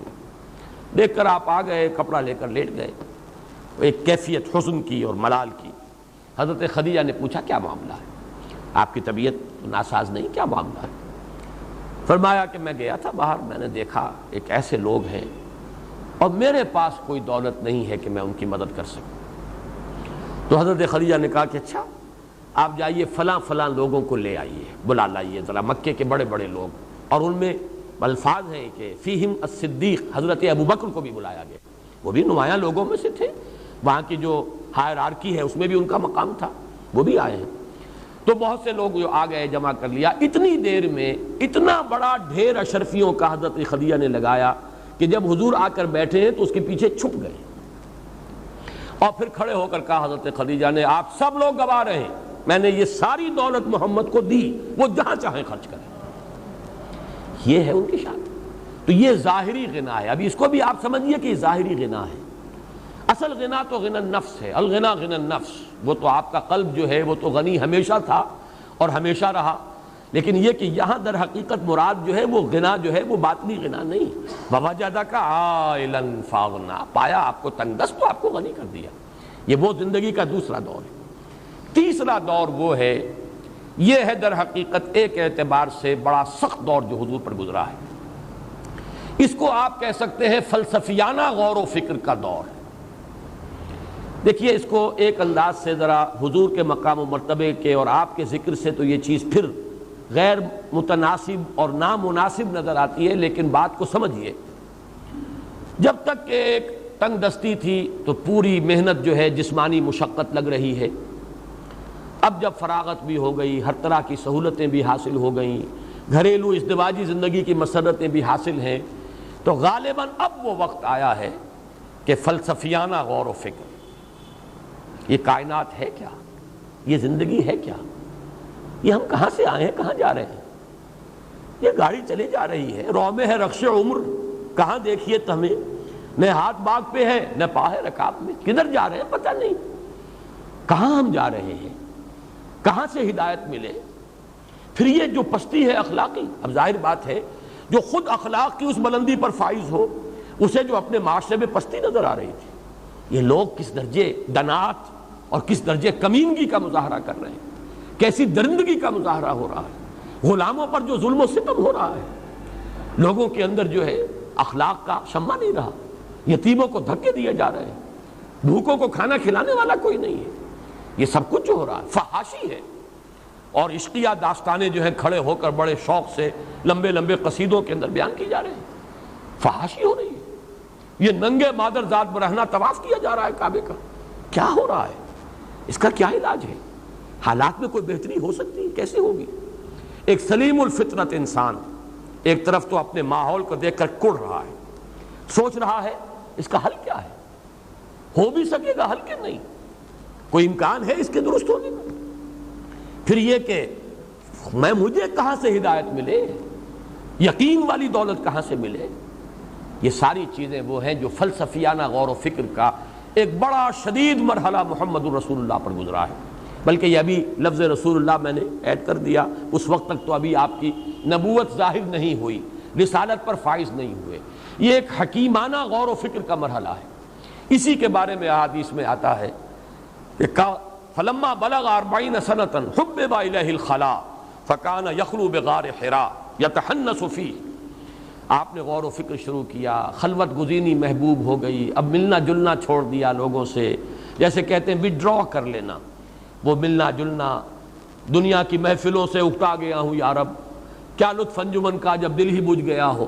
بہرحال یہ شعر پورے طور پر تو یہاں پہ منطبق نہ کیجئے، دل کے بجھنے کا کوئی سوال نہیں، لیکن دلچسپی نہیں رہی، غور و فکر، سوچ بچار، اسی غور و فکر کے اندر غلطاؤ پیچا، اسی میں پھر یہ کیفیت اتنی شدت پیدا ہوئی کہ گھر سے بھی نکل گئے، کئی دن کئی راتیں مسلسل غار حرا میں وہ غور و فکر ہو رہا ہے۔ یتحنس کا لفظ آیا حدیث میں، حضرت عائشہ سے یہ روایت ہے کہ جب آپ کی عمر شریف 40 کے لگ بھگ ہوئی تو آپ کی طبیعت کے اندر خلوت گزینی محبوب ہو گئی، آپ کو لوگوں سے کٹ کر اور منقطع ہو کر کہیں علیحدگی میں بیٹھنا، پھر یہاں تک ہوا کہ اس کے اندر شدت پیدا ہوئی کہ غار حرا میں کئی دن آپ مقیم رہتے تھے، کچھ کھانے پینے کا سامان حضرت خدیجہ جو ہے باندھ دیتی تھی اور وہاں جا کر آپ مقیم رہتے تھے، غور و فکر کرتے تھے۔ یتحنس فی، اب تحنس کا لفظی ترجمہ ہے عبادت یا گناہ کے اثرات کو زائل کرنے کی کوشش کرنا. ہنس کہتے ہیں گناہ کو. تحنس جو ہے کہیں کہیں باب تفاعل جو ہے اس معنی میں دیتا ہے سلب ماخذ، کہ جیسے کہ گناہ کو زائل کرنے کے لیے عبادت کی جاتی ہے تو یہ تحنس فی. لیکن پھر یہ کہ جو شارحین حدیث ہیں انہوں نے یہ سوال اٹھایا کہ آپ عبادت کیا کرتے تھے، کس طور سے کرتے تھے؟ ظاہر بات ہے کہ آپ بنی اسرائیل میں پیدا نہیں ہوئے، یہاں پر جو ہے ملت ابراہیمی اس میں سب چیزیں گم ہو چکی، تو عبادت کیسے کرتے تھے؟ تو تقریباً اجماع ہے اس پر کہ کان صفت و تعبدہ فی غار حراء التفکر والاعتبار. غار حراء میں آپ غور و فکر کرتے تھے، سوچ بچار کرتے تھے. یہ وہ سوچ بچار کا مرحلہ ہے جس میں انسانی فلسفیانہ فکر جہاں تک پہنچ سکتا ہے وہاں تک محمد پہنچ گئے صلی اللہ علیہ وسلم. اب وہ مقام آیا ہے کہ جس سے آگے عقل انسانی کی رسائی نہیں ہے. گزر جا عقل سے آگے کہ یہ نور چراغ راہ ہے، منزل نہیں ہے. یہ وہ منزل ہے کہ جس پر وَوَجَدَكَ ضَالًّا فَهَدَىٰ.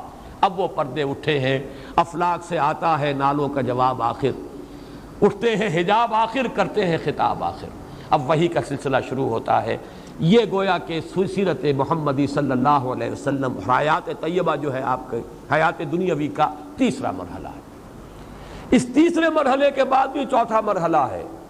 ابھی وہ تشویش کیسے ہو، کس طرح کروں، غور و فکر، سوچ بچار، بڑا بوجھ آ گیا ہے، بہت بھاری بوجھ ہے. اس کا جو احساس گراں ہے اس کا ہے در حقیقت یا ایھا المزمل یا ایھا المدثر. اے کپڑے میں لپٹ کر لیٹنے والے، اے کمبل میں لپٹ کر لیٹنے والے، اے لحاف کو اوڑھ کر لیٹنے والے، کھڑے ہو جاؤ. اب تمہاری جد و جہد شروع ہو جانی چاہیے. لاکھ حکیم سر بجیب، ایک کلیم سر بکف. اب یہ غور و فکر کا مرحلہ ختم کرو، آؤ میدان عمل میں. اور دو عمل ہے، ایک رات کا عمل ہے قم اللیل الا قلیلا نصفہ او انقص منہ قلیلا اور زد علیہ ورتل القرآن ترتیلا. اور ایک دن کا عمل ہے یا ایھا المدثر قم فانذر وربک فکبر. تو پانچواں مرحلہ ہے حضور کا انذار. پورا مکی دور جو ہے آپ یہاں سمجھیے، دعوت، انذار، خبردار کرنا، جگانا، ہوش میں لانا. یہ 13 برس جو ہے یہ در حقیقت مرحلہ ہے انذار کا. اور باخری 11 برس یہ مرحلہ ہے تکبیر رب. اب اللہ کے جھنڈے کو بلند کرنے کے لیے سیف بدست آپ محمد الرسول اللہ صلی اللہ علیہ وسلم جہاد اور قتال کے میدان میں. 6 آیات کے حوالے سے حیات دنیاوی محمد الرسول اللہ صلی اللہ علیہ وسلم کی علم یجد کا یتیما فآوا، پہلے 10 11 12 برس. ووجدک عائلا فاغنا، یہ وہ درمیانی حصہ. جیسے کہ آپ کی تجارت بھی کچھ کامیابی حاصل ہوئی اور پھر خاص طور پر حضرت خدیجہ سے شادی کے بعد، اور پھر وہ جو زندگی کا آسائش کا، آرام کا، دنیاوی جسے آپ کہتے ہیں خوشیوں کا ایک وقت آیا ہے جو گزرا ہے، ہر طرح کی سہولت، دنیاوی آسائش ہے. پھر وہ وقت آیا غور و فکر، سوچ بچار. پھر وہ وقت آیا اب کھڑے ہو جاؤ، یا ایھا المدثر کمر کس لو، یا ایھا المزمل قم، یا ایھا المدثر قم. اور اس کا پہلا مرحلہ انذار قم فانذر، اور آخری مرحلہ وربک فکبر، تکبیر رب اور اس کے لیے باطل سے پنجہ آزمائی، یہاں تک کہ قتال، اللہ کی راہ میں جنگ. یہ ہیں 6 مراحل اور 6 آیات. بہرحال ان کے حوالے سے اب جو بات مجھے عرض کرنی ہے وہ یہ ہے وَوَجَدَكَ ضَالًّا فَهَدَىٰ. اس پر یہ ہے کہ ضال کے لفظی معنی کیا ہیں، اس پر بہت سی آپ کو مل جائیں گی تفاسیر کے اندر آ رہا. ضال کے معنی جو ہے یہ سمجھ لیجئے ایسا شخص بھی ہو سکتا ہے جو راہ سے بھٹک گیا ہو، لیکن اس کا بھٹکنا شرارت نفس کی وجہ سے نہ ہو، مغالطے کی وجہ سے. خلوص میں بھی تو آدمی غلطی کر بیٹھتا، جیسے کہ ضالین اور مغضوب علیہم، یہ سورہ فاتحہ میں جو آخری 2 آیات ہیں ان کا تعلق کن سے ہے؟ مغضوب علیہم یہود، جنہوں نے اپنی شرارت نفس، محبت دنیاوی کی بنیاد پر ٹھوکر کھائی. ضالین نصارہ، جنہوں نے محبت میں غلو کیا حضرت عیسیٰ علیہ السلام کے، اور رہبانیت میں غلو کیا، ترک دنیا میں غلو کیا. ظاہر بات ہے یہ دونوں چیزیں بدنیتی پر نہیں ہیں، چاہے وہ عقیدت اور محبت کا غلو ہے وہ بدنیتی نہیں ہے.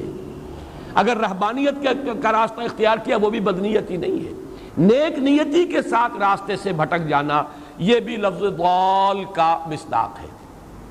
پھر ضال عربی زبان میں آتا ہے کوئی شخص کسی جذبے سے اتنا مغلوب الحال ہو جائے، جیسے کسی کے عشق میں دیوانگی، کوئی ایک کیفیت ایسی طاری ہو گئی ہے جو صوفیہ کی اصطلاح ہے مجذوب، متحیر، فلسفیوں کی اصطلاح ہے متحیر، حیران، اس لیے کہ اس کائنات کا عقدہ کہ کسب کہ کسی نے نہ آج تک یہ سلجھایا ہے اور نہ یہ سلجھے گا، کہ کس نقصد نہ ملک شاید بحکمت یہ معمارہ، حیرانگی، وہ بھی ضال کا لفظ ہے۔ آدمی حیران کھڑا ہو ادھر جاؤں یا ادھر جاؤں، یہ بھی ضال ہے۔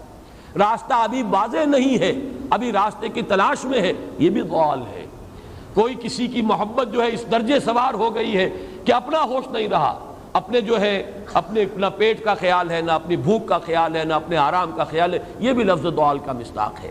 یہاں پر ان تمام میں سے آئے گا تلاش حقیقت میں سرگرداں، وہ فلسفیانہ غور و فکر کا مرحلہ جو محمد الرسول اللہ صلی اللہ علیہ وسلم نے غار حرا میں طے کیا ہے۔ وَوَجَدَكَ ضَالًّا فَهَدَىٰ۔ اب اس پر جو بات مجھے عرض کرنی ہے، اور یہ میں محسوس کر رہا ہوں کہ آج ہمیں سورۃ الضحیٰ ہی پر اکتفا کرنی پڑے گی، سورۃ الانشراح جو ہے وہ اب کل ہم پڑھیں گے انشاءاللہ، لیکن اس کو ہم مکمل کر لیں گے۔ ان دونوں کیفیات کو جمع کر لیجئے۔ پہلی کیفیت وہ یہ احساس کہ میرے رب نے کہیں مجھے چھوڑ تو نہیں دیا، یہ تشویش، یہ اضطراب کہ عشقست و ہزار بدگمانی۔ دوسرا احساس یہ کامیاب ہو سکوں گا، اتنا بڑا بھاری بوجھ اٹھا سکوں گا، کیا یہ مشن، اس کی ذمہ داری میں ادا کر سکوں گا، یہ دوسری تشویش ہے۔ اور اس میں ہمت کا کچھ جواب دے جانا، جیسے کہ نیورستھینیا کا لفظ میں نے استعمال کیا۔ ان دونوں کیفیات کو جمع کیجئے تو اب صوفیہ کی ایک اصطلاح کے حوالے سے بات سمجھ میں آئے گی۔ قبض کی کیفیت، شدید قبض کی کیفیت تھی محمد الرسول اللہ صلی اللہ علیہ وسلم پر، جس میں کہ یہ سورہ مبارکہ نازل ہوئی ہے آپ کی دلجوئی اور تسلی کے لیے۔ اس کے لیے ذرا تھوڑی سی وضاحت مجھے کرنی پڑے گی۔ دیکھیے، انسانوں کی اکثریت تو ان پر مشتمل ہے جو بے حس ہوتے ہیں اور غبی ہوتے ہیں، جو ہو جائے ڈھیٹ انسان، کسی چیز کی کوئی خاص، بس اپنی فکر ہے، اپنے بطن اور فرج کے تقاضے ہیں، مال جمع کرنا ہے، اس سے آگے کوئی اور فکر نہیں، کوئی سوچ نہیں، کوئی احساسات نہیں۔ کسی کے دل پر کیا بیت رہی ہے ہمیں کیا، وہ جانے۔ کوئی بھوکا ہے ہمیں کیا۔ ایک وہ کیفیت ہے کہ قافلے کو دیکھ کر آئے قبیلے کو، اور حضور صلی اللہ علیہ وسلم کی کیفیت وہ ہو گئی جس میں کہ حضرت خدیجہ رضی اللہ تعالی عنہا نے وہ قدم اٹھایا۔ ایک یہ کہ ہوا کرے، ہم کسی کے ذمہ دار تو نہیں، لا ابالی، جیسے آ چکا ہے پچھلی صورت میں، من بخل واستغنی استغنا۔ ان لوگوں کو چھوڑ دیجئے تو ایک اقلیت انسانوں کی ایسی ہوتی ہے جن کے لیے میں دو لفظ اب استعمال کر رہا ہوں، ذہین اور حساس۔ ذہین اور حساس لوگوں میں قبض اور بسط کی کیفیت، یہ مختلف سائیکلز ہیں جو آتی رہتی ہیں۔ کبھی طبیعت میں پشمردگی ہے، دل بجھا ہوا سا ہے، کچھ نا امیدی سی ہے، خود اپنے اوپر اعتماد کی کمی محسوس ہو رہی ہے، مجھ میں صلاحیت نہیں ہے، میں کچھ نہیں کر سکتا، اب تک جو کچھ کیا اس کا کچھ حاصل نہیں ہے، مایوسی، نا امیدی، پشمردگی، طبیعت میں انقباض، ایک بددلی کی سی کیفیت، یہ قبض ہے۔ کبھی اچانک ہم محسوس کرتے ہیں جیسے بادل آئے تھے اور چلے گئے، جیسے مطلع صاف ہو گیا۔ یہ ساری چیزیں انٹرنسک ہیں، ضروری نہیں کہ خارج کے اندر کوئی حالات بدلے ہوں، حالات وہی ہوں گے لیکن انسان کی داخلی کیفیت بدل جاتی۔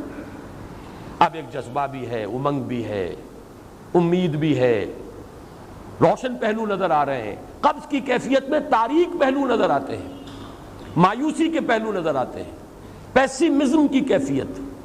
اور یہ جو بسط کی کیفیت ہے اس میں روشن پہلو، دیکھو یہ بھی تو ہے نا، آخر یہ بھی تو ہوا ہے، اور بھی ہو سکتا ہے، آخر اب تک میں نے یہ کام بھی تو کر لیا، آگے بھی مشکل آسان ہو سکتی ہے۔ یہ دو کیفیات ہیں قبض اور بسط کی، جن کو کہ صوفیاء کرام نے یہ اصطلاحات، یہ عنوان دیے، قبض اور بسط۔ جتنی انسان کے اندر حساسیت کی کیفیت زیادہ ہوگی، ذہانت زیادہ ہوگی، اتنا ہی یہ جو ویوز ہیں اس کی ایمپلیٹیوڈ زیادہ ہوتی ہے۔ کم ذہین انسان ہے، کم حساس ہے، آئیں گے تو صحیح ہے، لیکن یہ کہ وہ ویو جو ہے اس کا ایمپلیٹیوڈ جو ہے اس کے اندر اوپر اور نیچے کی کیفیت زیادہ نہیں ہوگی۔ لیکن جتنا یہ معاملہ بڑھتا ہے یہ جو ویو ہے اس کی ایمپلیٹیوڈ بڑھتا چلا جاتا ہے۔ لیکن نارمل انسان کا معاملہ یہ ہے کہ یہ حدود کے اندر رہے، اسی کی ایک کیفیت جو ہے اب نارمل جب ہو جاتا ہے یہی ہے جو جدید ہماری جو سائیکولوجیکل میڈیسن ہے اس میں اسے مینیکس ڈپریسو سائیکوسس کہا جاتا ہے۔ مایوسی ہوئی تو اتنی ہوئی کہ جیسے کمر ٹوٹ کر رہ گئی، اور اسی ڈپریشن میں ہوتی ہیں خودکشیاں، خودکشی کر جاتا ہے ڈپریشن۔ کچھ روشن پہلو نظر ہی نہیں آ رہا، کوئی امید کا پہلو نظر ہی نہیں آ رہا، کوئی صورت نظر نہیں آتی، کوئی امید بر نہیں آتی، کس طرف جاؤں، کدھر دیکھوں، کسے آواز دوں، اے ہجوم نامرادی دل بہت گھبرائے ہیں۔ اور جب آدمی محسوس کرتا I can't face these realities، یہ commits suicide۔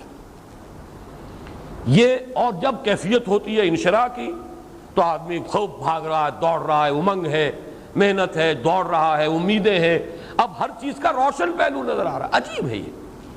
اصل میں مجھے کچھ تجربہ بھی ہوا ہے، ہمارے خاندان میں بھی یہ مرض موجود رہا۔ میرے والد مرحوم کافی طویل عرصے اس مینیک ڈپریسو سائیکوسس کے مریض رہے۔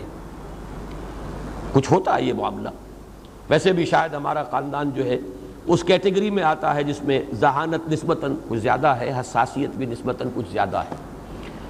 یہ دوسری بات ہے کہ کوئی شخص جو ہے یہ فلسفے کے طور پر اختیار کر لے کہ اپنے آپ کو ڈھیٹ بنا لینا ہے، یہ فلسفہ بھی بن سکتا ہے، لیکن یہ ہے کہ اگر آدمی چھوڑ دے اپنی طبیعت کو تو یہ دونوں کیفیات آتی ہیں۔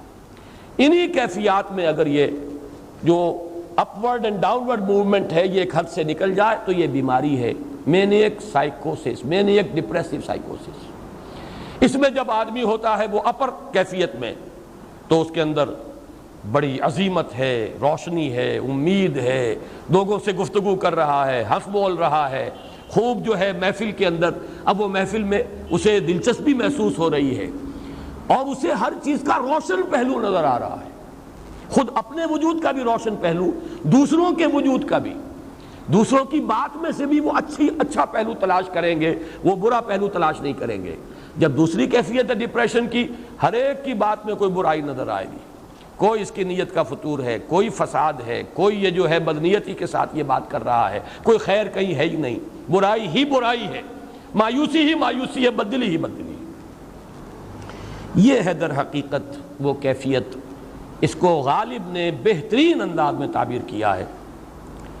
ذہین اور حساس انسانوں میں ان کی جو ترقی ہے وہ انہی مراحل سے ہو کر گزرتی ہے، اور ہر ڈپریشن کے بعد، ڈپریشن میں اس لفظ سینس میں استعمال نہیں کر رہا، یعنی بیماری کی حد تک پہنچنے والی ڈپریشن نہیں، صرف قبض کی حد تک پہنچنے والا معاملہ۔ ہر قبض کے بعد جب بسط آتا ہے تو آگے ترقی ہوتی ہے، جس کو آپ کہتے ہیں بائی لیپس اینڈ باؤنڈس، آدمی جو ہے چھلانگ لگاتا ہے، گویا کہ ایک درجہ جو پہلے تھا اس سے آگے درجہ انسان کا جو ہے اس سے بلند تر پوزیشن پر انسان پہنچتا ہے۔ ہر قبض کے بعد جو نیا بسط آتا ہے وہ ایک نئی کیفیت، نئی شان، نئی بلندی، نئی رفعت لے کر آتا ہے۔ اس کو غالب نے تعبیر کیا ہے بہت خوبصورت انداز ہے، رکتی ہے میری طبع تو ہوتی ہے رواں اور، یعنی شاعر بھی کبھی ایسا وقت آتا ہے شعر جو ہے وہ اس پر نازل ہی نہیں ہو رہا، شعر نہیں کہہ پا رہا، طبیعت میں رکاوٹ سی ہے، بندش سی ہو گئی ہے، کوئی کلام موضوع ہو ہی نہیں رہا۔ لیکن پھر جب یہ کیفیت جو ہے بدلتی ہے اور جب پھر بسط کی کیفیت آتی ہے، رکتی ہے میری طبع تو ہوتی ہے رواں اور، پھر اس کے اندر ایک جولانی نئی ایک کیفیت جو ہے انشراح کی، وہ ایک بالکل نئی کیفیت، نئی شان کے ساتھ۔ یہ ہے وہ معاملہ جو ان آیات مبارکہ کے پس منظر میں ہے۔ اسی لیے اب میں آپ کو اس کا حوالہ دے رہا ہوں، تفسیر مظہری میں قاضی ثناء اللہ پانی پتی رحمۃ اللہ علیہ نے بہت عمدہ بات فرمائی ہے کہ حالت قبض اگر کسی شخص پر طاری ہو تو اس حال میں اکسیر کا درجہ رکھتی ہے یہ سورہ مبارکہ، اس لیے کہ یہ نازل ہوئی ہے محمد الرسول اللہ صلی اللہ علیہ وسلم پر اسی حالت قبض میں۔ وَالضُّحَىٰ وَاللَّيْلِ إِذَا سَجَىٰ مَا وَدَّعَكَ رَبُّكَ وَمَا قَلَىٰ وَلَلْآخِرَةُ خَيْرٌ لَكَ مِنَ الْأُولَىٰ وَلَسَوْفَ يُعْطِيكَ رَبُّكَ فَتَرْضَىٰ أَلَمْ يَجِدْكَ يَتِيمًا فَآوَىٰ وَوَجَدَكَ ضَالًّا فَهَدَىٰ وَوَجَدَكَ عَائِلًا فَأَغْنَىٰ۔ یہ تمام آیات اب معلوم ہوگا کہ جیسے موتی پروئے ہوئے، ایک لفظ قبض، اب اس میں جو بھی واقعاتی اور جو میں نے آپ کو روایاتی جو بھی پس منظر بیان کیا وہ بھی فٹ بیٹھ رہا ہے، وہ خودکشی کا معاملہ بھی آ گیا، اس میں فٹ بیٹھ رہا ہے کہ بخاری شریف میں روایت موجود ہے کہ حضور فرماتے ہیں کہ میری طبیعت پر اس درجے اضطراب تھا، اتنی کیفیت جو ہے میری تشویش کی تھی کہ میرے دل میں بار بار خیال آتا تھا کہ پہاڑ پر چڑھ کر اپنے آپ کو نیچے گرا دوں۔ یہ سارے معاملات اب آپ کو محسوس ہوگا جیسے تمام کڑیاں جو ہے وہ جڑ گئی ہیں، جیسے رات کو اب آپ اٹھ نہیں پا رہے، اضمحلال ہے، اعصابی جو ہے اعصاب اس درجے متاثر ہو چکے ہیں۔ صرف یہ ایک احساسات کی کیفیت نہیں ہے، آپ کی قوت فعلی جو ہے، قوت عملی، وہ بھی اس درجے متاثر ہو چکی ہے کہ کئی راتیں گزر گئی اور آپ رات کو نہیں اٹھ سکے، جس پر کہ ام جمیل کو یہ کہنے کا موقع مل گیا کہ معلوم ہوتا ہے محمد تمہارا شیطان تمہیں چھوڑ گیا۔ اب یہ جملہ اپنی جگہ پر اس کی کاٹ ہے یقیناً، اس سے یضیق صدرک بما یقولون، لیکن وہ کیفیت جس کی وجہ سے یہ جملہ آیا ہے اس پر نگاہ دوڑائیے، اس پر نگاہ کو مرکوز کریں گے تو معلوم ہوگا ایک لفظ قبض، یہ قبض کی ایک کیفیت تھی۔ اس قبض ہی کی کیفیت کا ایک مظہر یہ ہے چونکہ یہ بھی تو در حقیقت قلب مبارک جو ہے محمد الرسول اللہ صلی اللہ علیہ وسلم کا، اسی پر تو وحی کا نزول ہوتا تھا، یہ بھی وہی داخلی احساسات و کیفیات کا معاملہ ہے، یہی بھی در حقیقت یہ واردات قلبیہ ہی کا سارا معاملہ ہے۔ اس کو آپ خارج سے تعبیر نہیں کر سکتے، نہ ابھی کوئی ایسے مصائب تھے، نہ ایسی کوئی مشکلات تھیں، نہ ابھی کوئی رد و قضا ایسی شروع ہوئی، نہ ابھی کوئی بحث و نزاع کا معاملہ ایسا ہوا، نہ کوئی ابھی کوئی فزیکل پرسیکیوشن شروع ہوئی، یہ سب داخلی ہی کیفیات ہیں، اور ان داخلی کیفیات کے حوالے سے ان سورہ مبارکہ کو اگر صحیح سمجھا ہے تو صوفیہ نے سمجھا۔ وہ جو اقبال کا شعر ہے کہ کچھ جو سمجھا میرے شکوے کو تو رضواں سمجھا، مجھ کو جنت سے نکالا ہوا انسان سمجھا، اور کون سمجھے گا؟ وہ تو سمجھے گا کہ دکھے ہوئے وہ دل کی صدا ہے، وہ کیا ہے جو اقبال کی اس ایک نظم ہے پرندے کی فریاد، گانا اسے سمجھ کر خوش ہونا سننے والے، یہ تو در حقیقت ایک دکھے ہوئے دل کی صدا، فریاد یہ صدا ہے۔ تو یہ کیفیت جو ہے رضوان سمجھ سکا ہے جو کہ داروغہ جنت ہے، اس نے سمجھا یہ وہی آدم جو نکالا گیا تھا یہاں سے، یہ اس کی فریاد ہے۔ کچھ جو سمجھا میرے شکوے کو تو رضواں سمجھا، مجھ کو جنت سے نکالا ہوا انسان سمجھا۔ تو واقعہ یہ ہے کہ اس سورہ مبارکہ کا صحیح فہم اگر حاصل ہوا ہے، وہ امام راضی کو حاصل ہو ہی نہیں سکتا، وہ عقل اور منطق کی گتھیاں سلجھانے والے آدمی ہیں، اپنی جگہ ان کی کنٹریبیوشن بہت۔ یہ لغت اور ادب کا کوئی خاص مسئلہ اس میں ہے ہی نہیں کہ زمخشری اس میں کوئی جولانی دکھائیں اپنی، اس میں کوئی ایسا اشکال ہے ہی نہیں، نحوی اشکال ہی نہیں، لیکن یہ واردات قلبیہ کا معاملہ ہے، احساسات باطنی کا معاملہ ہے، یہ نفسیات انسانی کا معاملہ ہے، اور اس کو وہی سمجھ سکتے ہیں کہ جو ماہرین علم نفس ہیں، اور وہ ہیں صوفیاء کرام ہمارے ہاں، جن کا وہ ذوق ہے، باطنی کیفیات و احساسات جن کا موضوع ہے کہ یہ در حقیقت حالت قبض کی کیفیت ہے۔ اور اسی کے حوالے سے آج جو میں آخری بات عرض کر رہا ہوں وہ یہ ہے کہ میں نے آج، آپ نے نوٹ کیا ہوگا، شروع میں معمول کے خلاف ایک اضافی دعا بھی مانگی تھی۔ واقعہ یہ ہے کہ آج سے پہلے میں اس دعا کی اصل عظمت کو اتنا نہیں سمجھ پایا تھا جتنا آج سمجھا۔ یہ جو عظیم دعا ہے جس میں اتنی لجاجت، اتنی ہیوملٹی حضور نے اختیار کی ہے جس سے آگا کے سوال نہیں ہے۔ اللہم انی عبدک وابن عبدک وابن امتک، اے اللہ میں خود تیرا بندہ ہوں، میرا باپ بھی تیرا ادنا غلام، میری ماں تیری ادنا کنیز، فی قبضتک، میرا پورا وجود تیرے قبضہ قدرت میں ہے، تیرے ہی اختیار میں ہے، فی قبضتک ماضٍ فی حکمک، میرے پورے وجود میں تیرا ہی حکم جاری و ساری ہے، عدل فی قضاؤک، اور جو فیصلہ بھی تو میرے بارے میں کرے، جو بھی کرے وہ عدل ہے، انصاف ہے، کہ ہر چہ ساقی ما ریخت عین الطاف، ماضٍ فی حکمک عدل فی قضاؤک، ناصیتی بیدک، میری پیشانی تیرے ہاتھ میں ہے، جدھر چاہے موڑ دے۔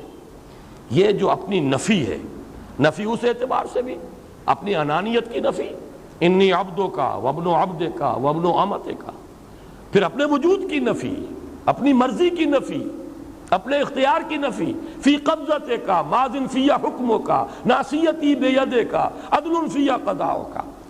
پھر دیکھیے واسطہ وہ دیا ہے جس سے اونچا واسطہ ممکن نہیں۔ اسألوں کا بکل اسم ہو لک، قرآن مجید میں آیا نا، فدوہ بہا وللہ الاسماء الحسنی فدوہ بہا، اچھے نام اللہ کے ہیں، اس کو پکارا کرو ان ناموں کے حوالے سے۔ اب نام کہاں سے جمع کریں سارے؟ ایک میں اسألوں کا بکل اسم ہو لک، جو بھی تیرے نام ہیں، سمیت بہ نفسک، جن سے تو نے خود اپنے آپ کو موسوم کیا، او علمتہ احدا من خلقک، یا تو نے اپنی مخلوق میں سے کسی کو وہ نام سکھایا، او انزلتہ فی کتابک، یا وہ نام تو نے اپنی کسی کتاب میں نازل کیا، اب استاثرت بہ فی مکنون الغیب عندک، یا اس کو تو نے خود اپنے خزانہ غیب میں محفوظ رکھا ہوا ہے۔ تیرے وہ نام بھی ہیں جو تو نے کسی کو ابھی سکھائے ہی نہیں، تو نے اپنی کتاب میں کسی میں نازل ہی نہیں کیے، وہ تو تیرے خاص خزانے کے اندر وہ ابھی در مکنون ہے، وہ ابھی تیرے پاس موجود ہے۔ یہ اس سے بڑا اب واسطہ کیا ہوگا؟ مانگا کیا ہے؟ ذرا غور کیجئے، ان تجعل القرآن ربیع قلبی ونور صدری وجلاء حزنی وذہاب ہمی وغمی۔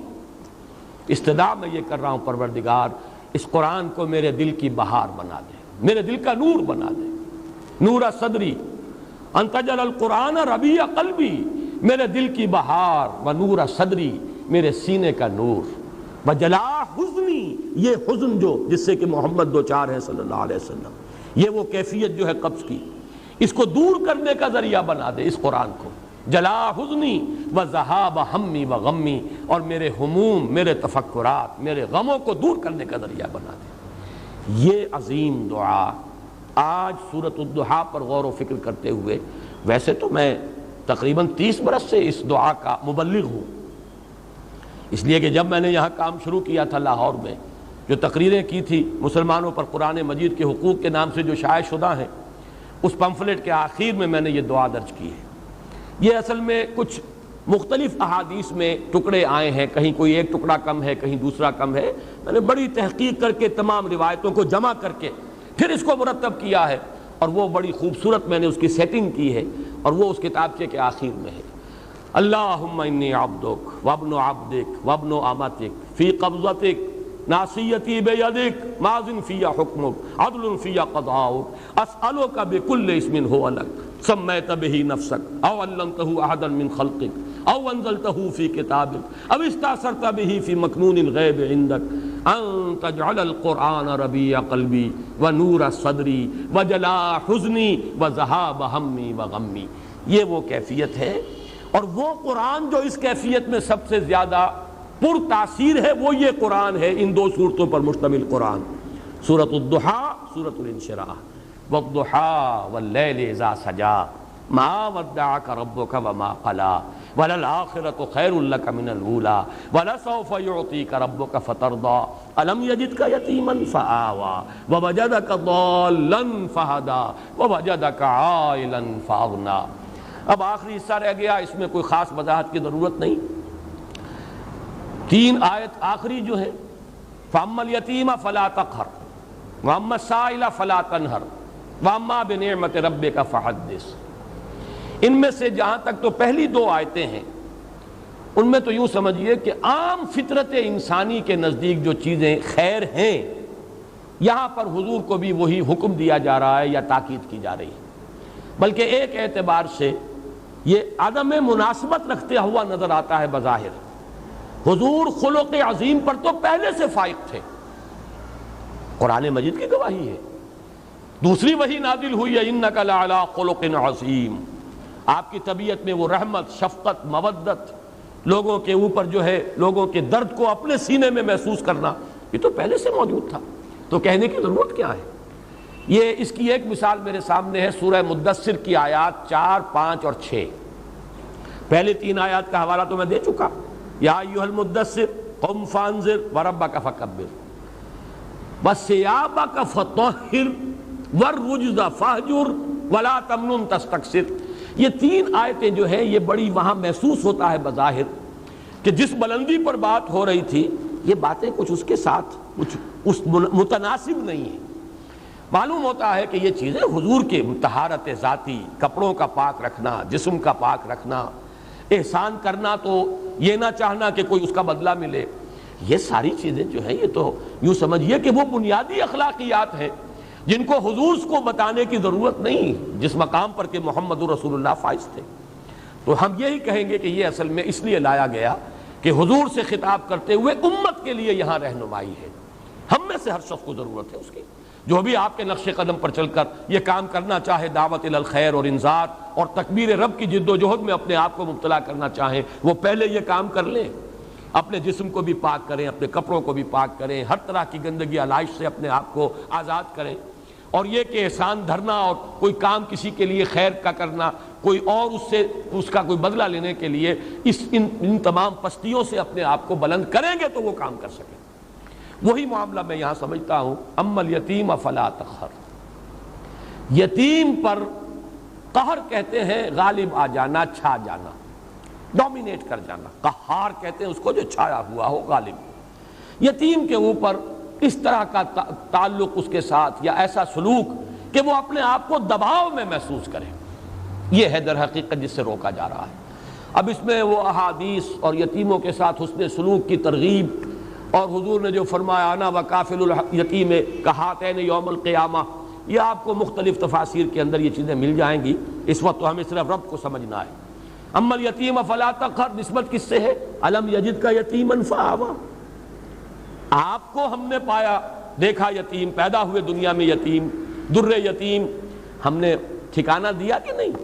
اب اس کا حق ادا ہوگا اسی طریقے سے کہ ہر یتیم کے سر پر آپ کا اسی طرح شفقت کا ہاتھ رکھا رہے، اس کے لیے اس خیر ہو، بھلائی ہو، اس پر قہر نہ ہو، جبر نہ ہو. معاذ اللہ اس کا کوئی امکان حضور سے نہیں تھا. وَأَمَّا الْيَتِيمَ فَلَا تَقْهَرْ وَأَمَّا السَّائِلَ فَلَا تَنْهَرْ، آپ کو پایا تنگ دست ہم نے غنی کیا. تو یہاں پہ اگرچہ سائل کے مفہوم کو لوگوں نے بیان کیا ہے، زیادہ واضح کیا ہے، اس کو ایکسٹینڈ کیا ہے. ایک سائل ہے مانگنے والا، روٹی مانگنے والا، پیسہ مانگنے والا، مدد چاہنے والا، یقیناً وہ بھی سائل ہے اور اسے بھی جھڑکنے کی اجازت نہیں ہے. اما السائل فلا تنہر، جھڑکو نہیں. معذرت کرنی ہے تو بڑی نرمی کے ساتھ معذرت کر لو. قول معروف ومغفرۃ خیر من صدقۃ یتبعها اذی، بھلی بات کہو اور معاف کر دو یا خود اس سے معذرت کر لو، یہ کہیں بہتر ہے اس سے کہ کسی کو کوئی خیرات بھی دو اور پھر کوئی جملہ بھی ایسا کہہ دو جس سے اس کی عزت نفس جو ہے وہ کچھ دی جائے اور اس کو تکلیف پہنچے، اذیت ہو. تو یہ سیرت یہ ہے کہ سائل کو جھڑکو نہیں. اما السائل فلا تنہر. البتہ اس میں علماء نے اور مفسرین نے مزید جو شامل کیا ہے، سوال علمی بھی ہوتا ہے. ہدایت کا طالب بن کر بھی کوئی آتا ہے، عبس وتولی ان جاءہ الاعمی وما یدریک لعلہ یزکی او یذکر فتنفعہ الذکریٰ، اس سے بھی روک دیا گیا. کوئی بھی طالب خیر بن کر آیا ہے، کوئی بھی اگر مرشد ہے اس کے پاس کوئی رشد و ہدایت کی نیت سے آیا ہے، اس سے اپنے آپ کو وابستہ کر رہا ہے. کوئی متعلم ہے جو کسی معلم اور استاد اور عالم کے ساتھ جو ہے اس کے سامنے زانو تلمس طے کر رہا ہے. کوئی مستفتی ہے کسی عالم سے یا مفتی سے فتویٰ طلب کر رہا ہے. کوئی الجھن ہے کسی کی علمی اور وہ اس کا حل چاہتا ہے. وَمَسَائِلَ فَلَا تَنْهَرْ. البتہ آخری آیت جو ہے وہ حضور صلی اللہ علیہ وسلم کی شخصیت مبارکہ کے اعتبار سے بالکل ہم وزن اور بالکل متوازن ہے. وَأَمَّا بِنِعْمَةِ رَبِّكَ فَحَدِّثْ، اور جو نعمت ہے آپ پر ہوئی ہے جو آپ کے رب کی طرف سے، اس کا خوب چرچا کرو، اسے خوب بیان کرو. حدث، بیان کرو، عام کرو، پھیلاؤ، چرچا کرو. اب اس کے جو معنی لیے گئے ہیں، سب سے پہلا اس کا مفہوم ہے نعمت کا اعتراف اور اظہار. اللہ کی کوئی نعمت آپ پر ہوئی ہے، آپ اس کا اعتراف بھی کیجئے اور اظہار و اعلان بھی کیجئے، لوگوں کے سامنے بھی بیان کیجئے. یہ بھی شکر کی سب سے پہلی منزل ہے، بہت بنیادی منزل ہے. اس کی بالکل برعکس کیفیت یہ ہے کہ کسی شخص کو اللہ نے آسودگی دی ہے لیکن پھٹے کپڑے پہنے پھر رہا ہے، نعمت کو ظاہر نہیں کر رہا. اگر کسی کی تنگی ہے، اس کے کپڑے پھٹے ہوئے ہوں یا اس کے اوپر اگر لگے ہوئے ہوں پیوند، کوئی حرج نہیں. لیکن یہ کہ ہو کشادگی اور آسودگی اور پھر انسان یہ حلیہ بنائے، یہ گویا کہ یہ اس نعمت کا انکار ہے، اس کو چھپا رہے ہیں آپ. تو اعتراف و اظہار نعمت اور اس پر اللہ کا شکر ادا کرنا۔ دوسرا مرحلہ ہے نعمت کی حق کی ادائیگی، جس کام کے لیے وہ دی گئی ہے نعمت اس کو اس کے لیے استعمال کیا جائے، اس کو کہ امام راغب اصفہانی نے یہ شکر بالجوارح سے تعبیر کیا ہے، اس کا حق ادا کرو اس نعمت کا۔ لیکن سب سے اہم حصہ جو ہے جو حضور پر نعمت خصوصی ہوئی ہے صلی اللہ علیہ وسلم، وہ نعمت ہدایت۔ سب سے بڑی نعمت ہے ہی نعمت ہدایت، بلکہ میں آگے بڑھ کر جملہ کہہ رہا ہوں، نعمت ایک ہی ہے اور وہ ہدایت ہے، اور کوئی نعمت نہیں دنیا میں۔ ہر نعمت دوسری جو ہے وہ تابع ہے۔ اگر نعمت ہدایت ہے تو صحت بھی نعمت، اولاد بھی نعمت، مال بھی نعمت، فرصت بھی نعمت۔ اغتنموا خمسا قبل خمس، 5 چیزوں کو 5 چیزوں سے پہلے غنیمت سمجھو، اپنی زندگی کو موت سے پہلے غنیمت سمجھو، یہ بھی نعمت ہے۔ فرصت کو مصروفیت سے پہلے غنیمت سمجھو، فراغت فرصت۔ اسی طریقے سے صحت کو بیماری سے پہلے غنیمت سمجھو، جوانی کو بڑھاپے سے پہلے غنیمت سمجھو، تنگ دستی سے پہلے اگر اللہ نے فراخی دی ہے غنیمت سمجھو۔ 5 ہی نعمتیں ہوئیں، عمر ہے، صحت ہے، اور دولت ہے، فرصت ہے، یہ تمام چیزیں نعمتیں ہیں۔ لیکن نعمت ہونا ان کا منحصر ہے اگر نعمت ہدایت بھی موجود ہے، یعنی جس کو آپ کہتے ہیں نا وہ چیز کہ جو جس سے مس کر جائے گی وہ سونا بن جائے گا، اور اگر وہ شے جو ہے وہ مس نہیں کر رہی تو لوہے کا لوہا ہے۔ ان میں سے کوئی شے نعمت نہیں ہے جب تک نعمت ہدایت نہ ہو۔ اگر آپ کو صحت ہے اور ہدایت بھی ہے، آپ اس صحت کو خیر کے لیے استعمال کریں گے، دولت ہے، ہدایت ہے، خیر کے لیے، بھلائی کے لیے، اللہ کے دین کے لیے، لوگوں کی مدد کے لیے استعمال کریں گے۔ اور اگر صحت ہے، ہدایت نہیں ہے تو بدماشیوں میں جا کر اپنی جو ہے قوت جو ہے صرف کریں گے، وہ فرصت جو ہے کسی اور برے کام میں لگائیں گے۔ اگر ہدایت نہیں ہے تو وہ تو زحمت ہو گئی، وہ رحمت نہیں زحمت ہے، نعمت نہیں بلکہ وہ عذاب کا ذریعہ بن گیا۔ تو ہدایت ہی در حقیقت واحد نعمت ہے جو فی نفس ہی نعمت ہے، باقی ساری نعمتیں اس کے ساتھ مشروط ہو کر نعمت بنتی ہیں۔ اللہ نے ہدایت دی ہے، اے نبی اب عام کرو، چرچا کرو، پھیلاؤ، اس کی تبلیغ کرو، حکمت بانٹو۔ الحکمت ضالۃ المؤمن هو احق بها حیث وجدها، عام کرو اس علم کو، پھیلاؤ۔ یعلمہم الکتاب والحکمہ، قرآن کی اس دعوت کو عام کرو، یہی آپ کا جو ہے سب سے بڑا اللہ کا احسان جو آپ پر ہوا سب سے بڑھ کر یہ، اور یہی ہے در حقیقت اس کا حق کہ آپ اسے عام کریں اور بیان کریں۔ اس میں بعض صوفیہ نے ایک بات کہی ہے، اور وہ یہ ہے کہ بعض ہمارے اکابر جو ہیں خاص طور پر تصوف کے میدان کے، ان سے کچھ منقول ہیں ایسی باتیں کہ عام آدمی سمجھتا ہے کہ وہ بڑا تکبر اور عجب کا اظہار انہوں نے کیا۔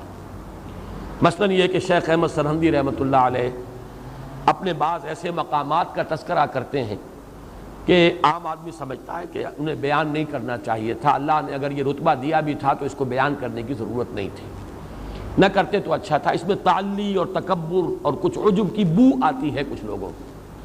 اسی طرح سے کچھ اسی قسم کے دعوے جو ہیں شاہ ولی اللہ دہلوی کے بھی ہیں رحمۃ اللہ علیہ، بعض حضرات کو ان سے بھی انقباض ہوتا ہے، لیکن یہ کہ قاضی ثناء اللہ پانی پتی رحمۃ اللہ علیہ نے ان کی طرف سے دفاع کیا ہے، اور وہ دفاع یہ ہے کہ یہ بھی در حقیقت اس حکم کے تابع ہے۔ اللہ نے اگر وہ مقام دیا تھا اس کا اظہار و اعتراف ان کے ذمے تھا، اگر وہ اسے بیان نہ کرتے، اور ظاہر بات ہے کہ وہ اپنے تزکیہ نفس کے اس مقام تک پہنچ چکے ہوتے ہیں یہ حضرات کہ اب ان کے لیے عجب اور تعلی والی بات نہیں ہوتی، ان تمام رذائل نفس سے تو وہ اپنے نفس کو پاک کر چکے ہوتے ہیں۔ قد افلح من زکاہا۔ اب ظاہر بات ہے کہ اگر احمد سرہندی اس مقام پر نہیں ہے تو اور کون ہوگا، اور شاہ ولی اللہ اس مقام پر اگر نہیں ہے تو اور کون ہوگا۔ اسی اعتبار سے حضور کہتا ہے انا سید ولد آدم ولا فخر، میں تمام آدم کی اولاد کا سردار ہوں لیکن اس میں کوئی فخر نہیں ہے۔ بہت سی باتیں آپ نے بیان کی ہیں، مجھے اللہ نے یہ مقام عطا فرمایا ولا فخر، مجھے اللہ نے یہ رتبہ دیا ولا فخر، میں یہ فخر کی وجہ سے نہیں کہہ رہا بلکہ اظہار نعمت کر رہا ہوں۔ اللہ نے مجھے یہ مقام عطا کیا ہے تو اسے بیان کر رہا ہوں۔ تو جس طرح حضور نے اپنی وہ کیفیات یا اپنے ان مقامات بلند کو ظاہر فرمایا ہے، تو گویا کہ اسی وَأَمَّا بِنِعْمَةِ رَبِّكَ فَحَدِّثْ کی تعمیل میں ہمارے ان بزرگوں نے بھی اپنے کچھ مقامات جو ہے ان کا تذکرہ کر دیا ہے، اس پر کوئی انقباض محسوس نہیں کرنا چاہیے۔ بارک اللہ لی و لکم فی القرآن العظیم ونفعنی وإیاکم بالآیات والذکر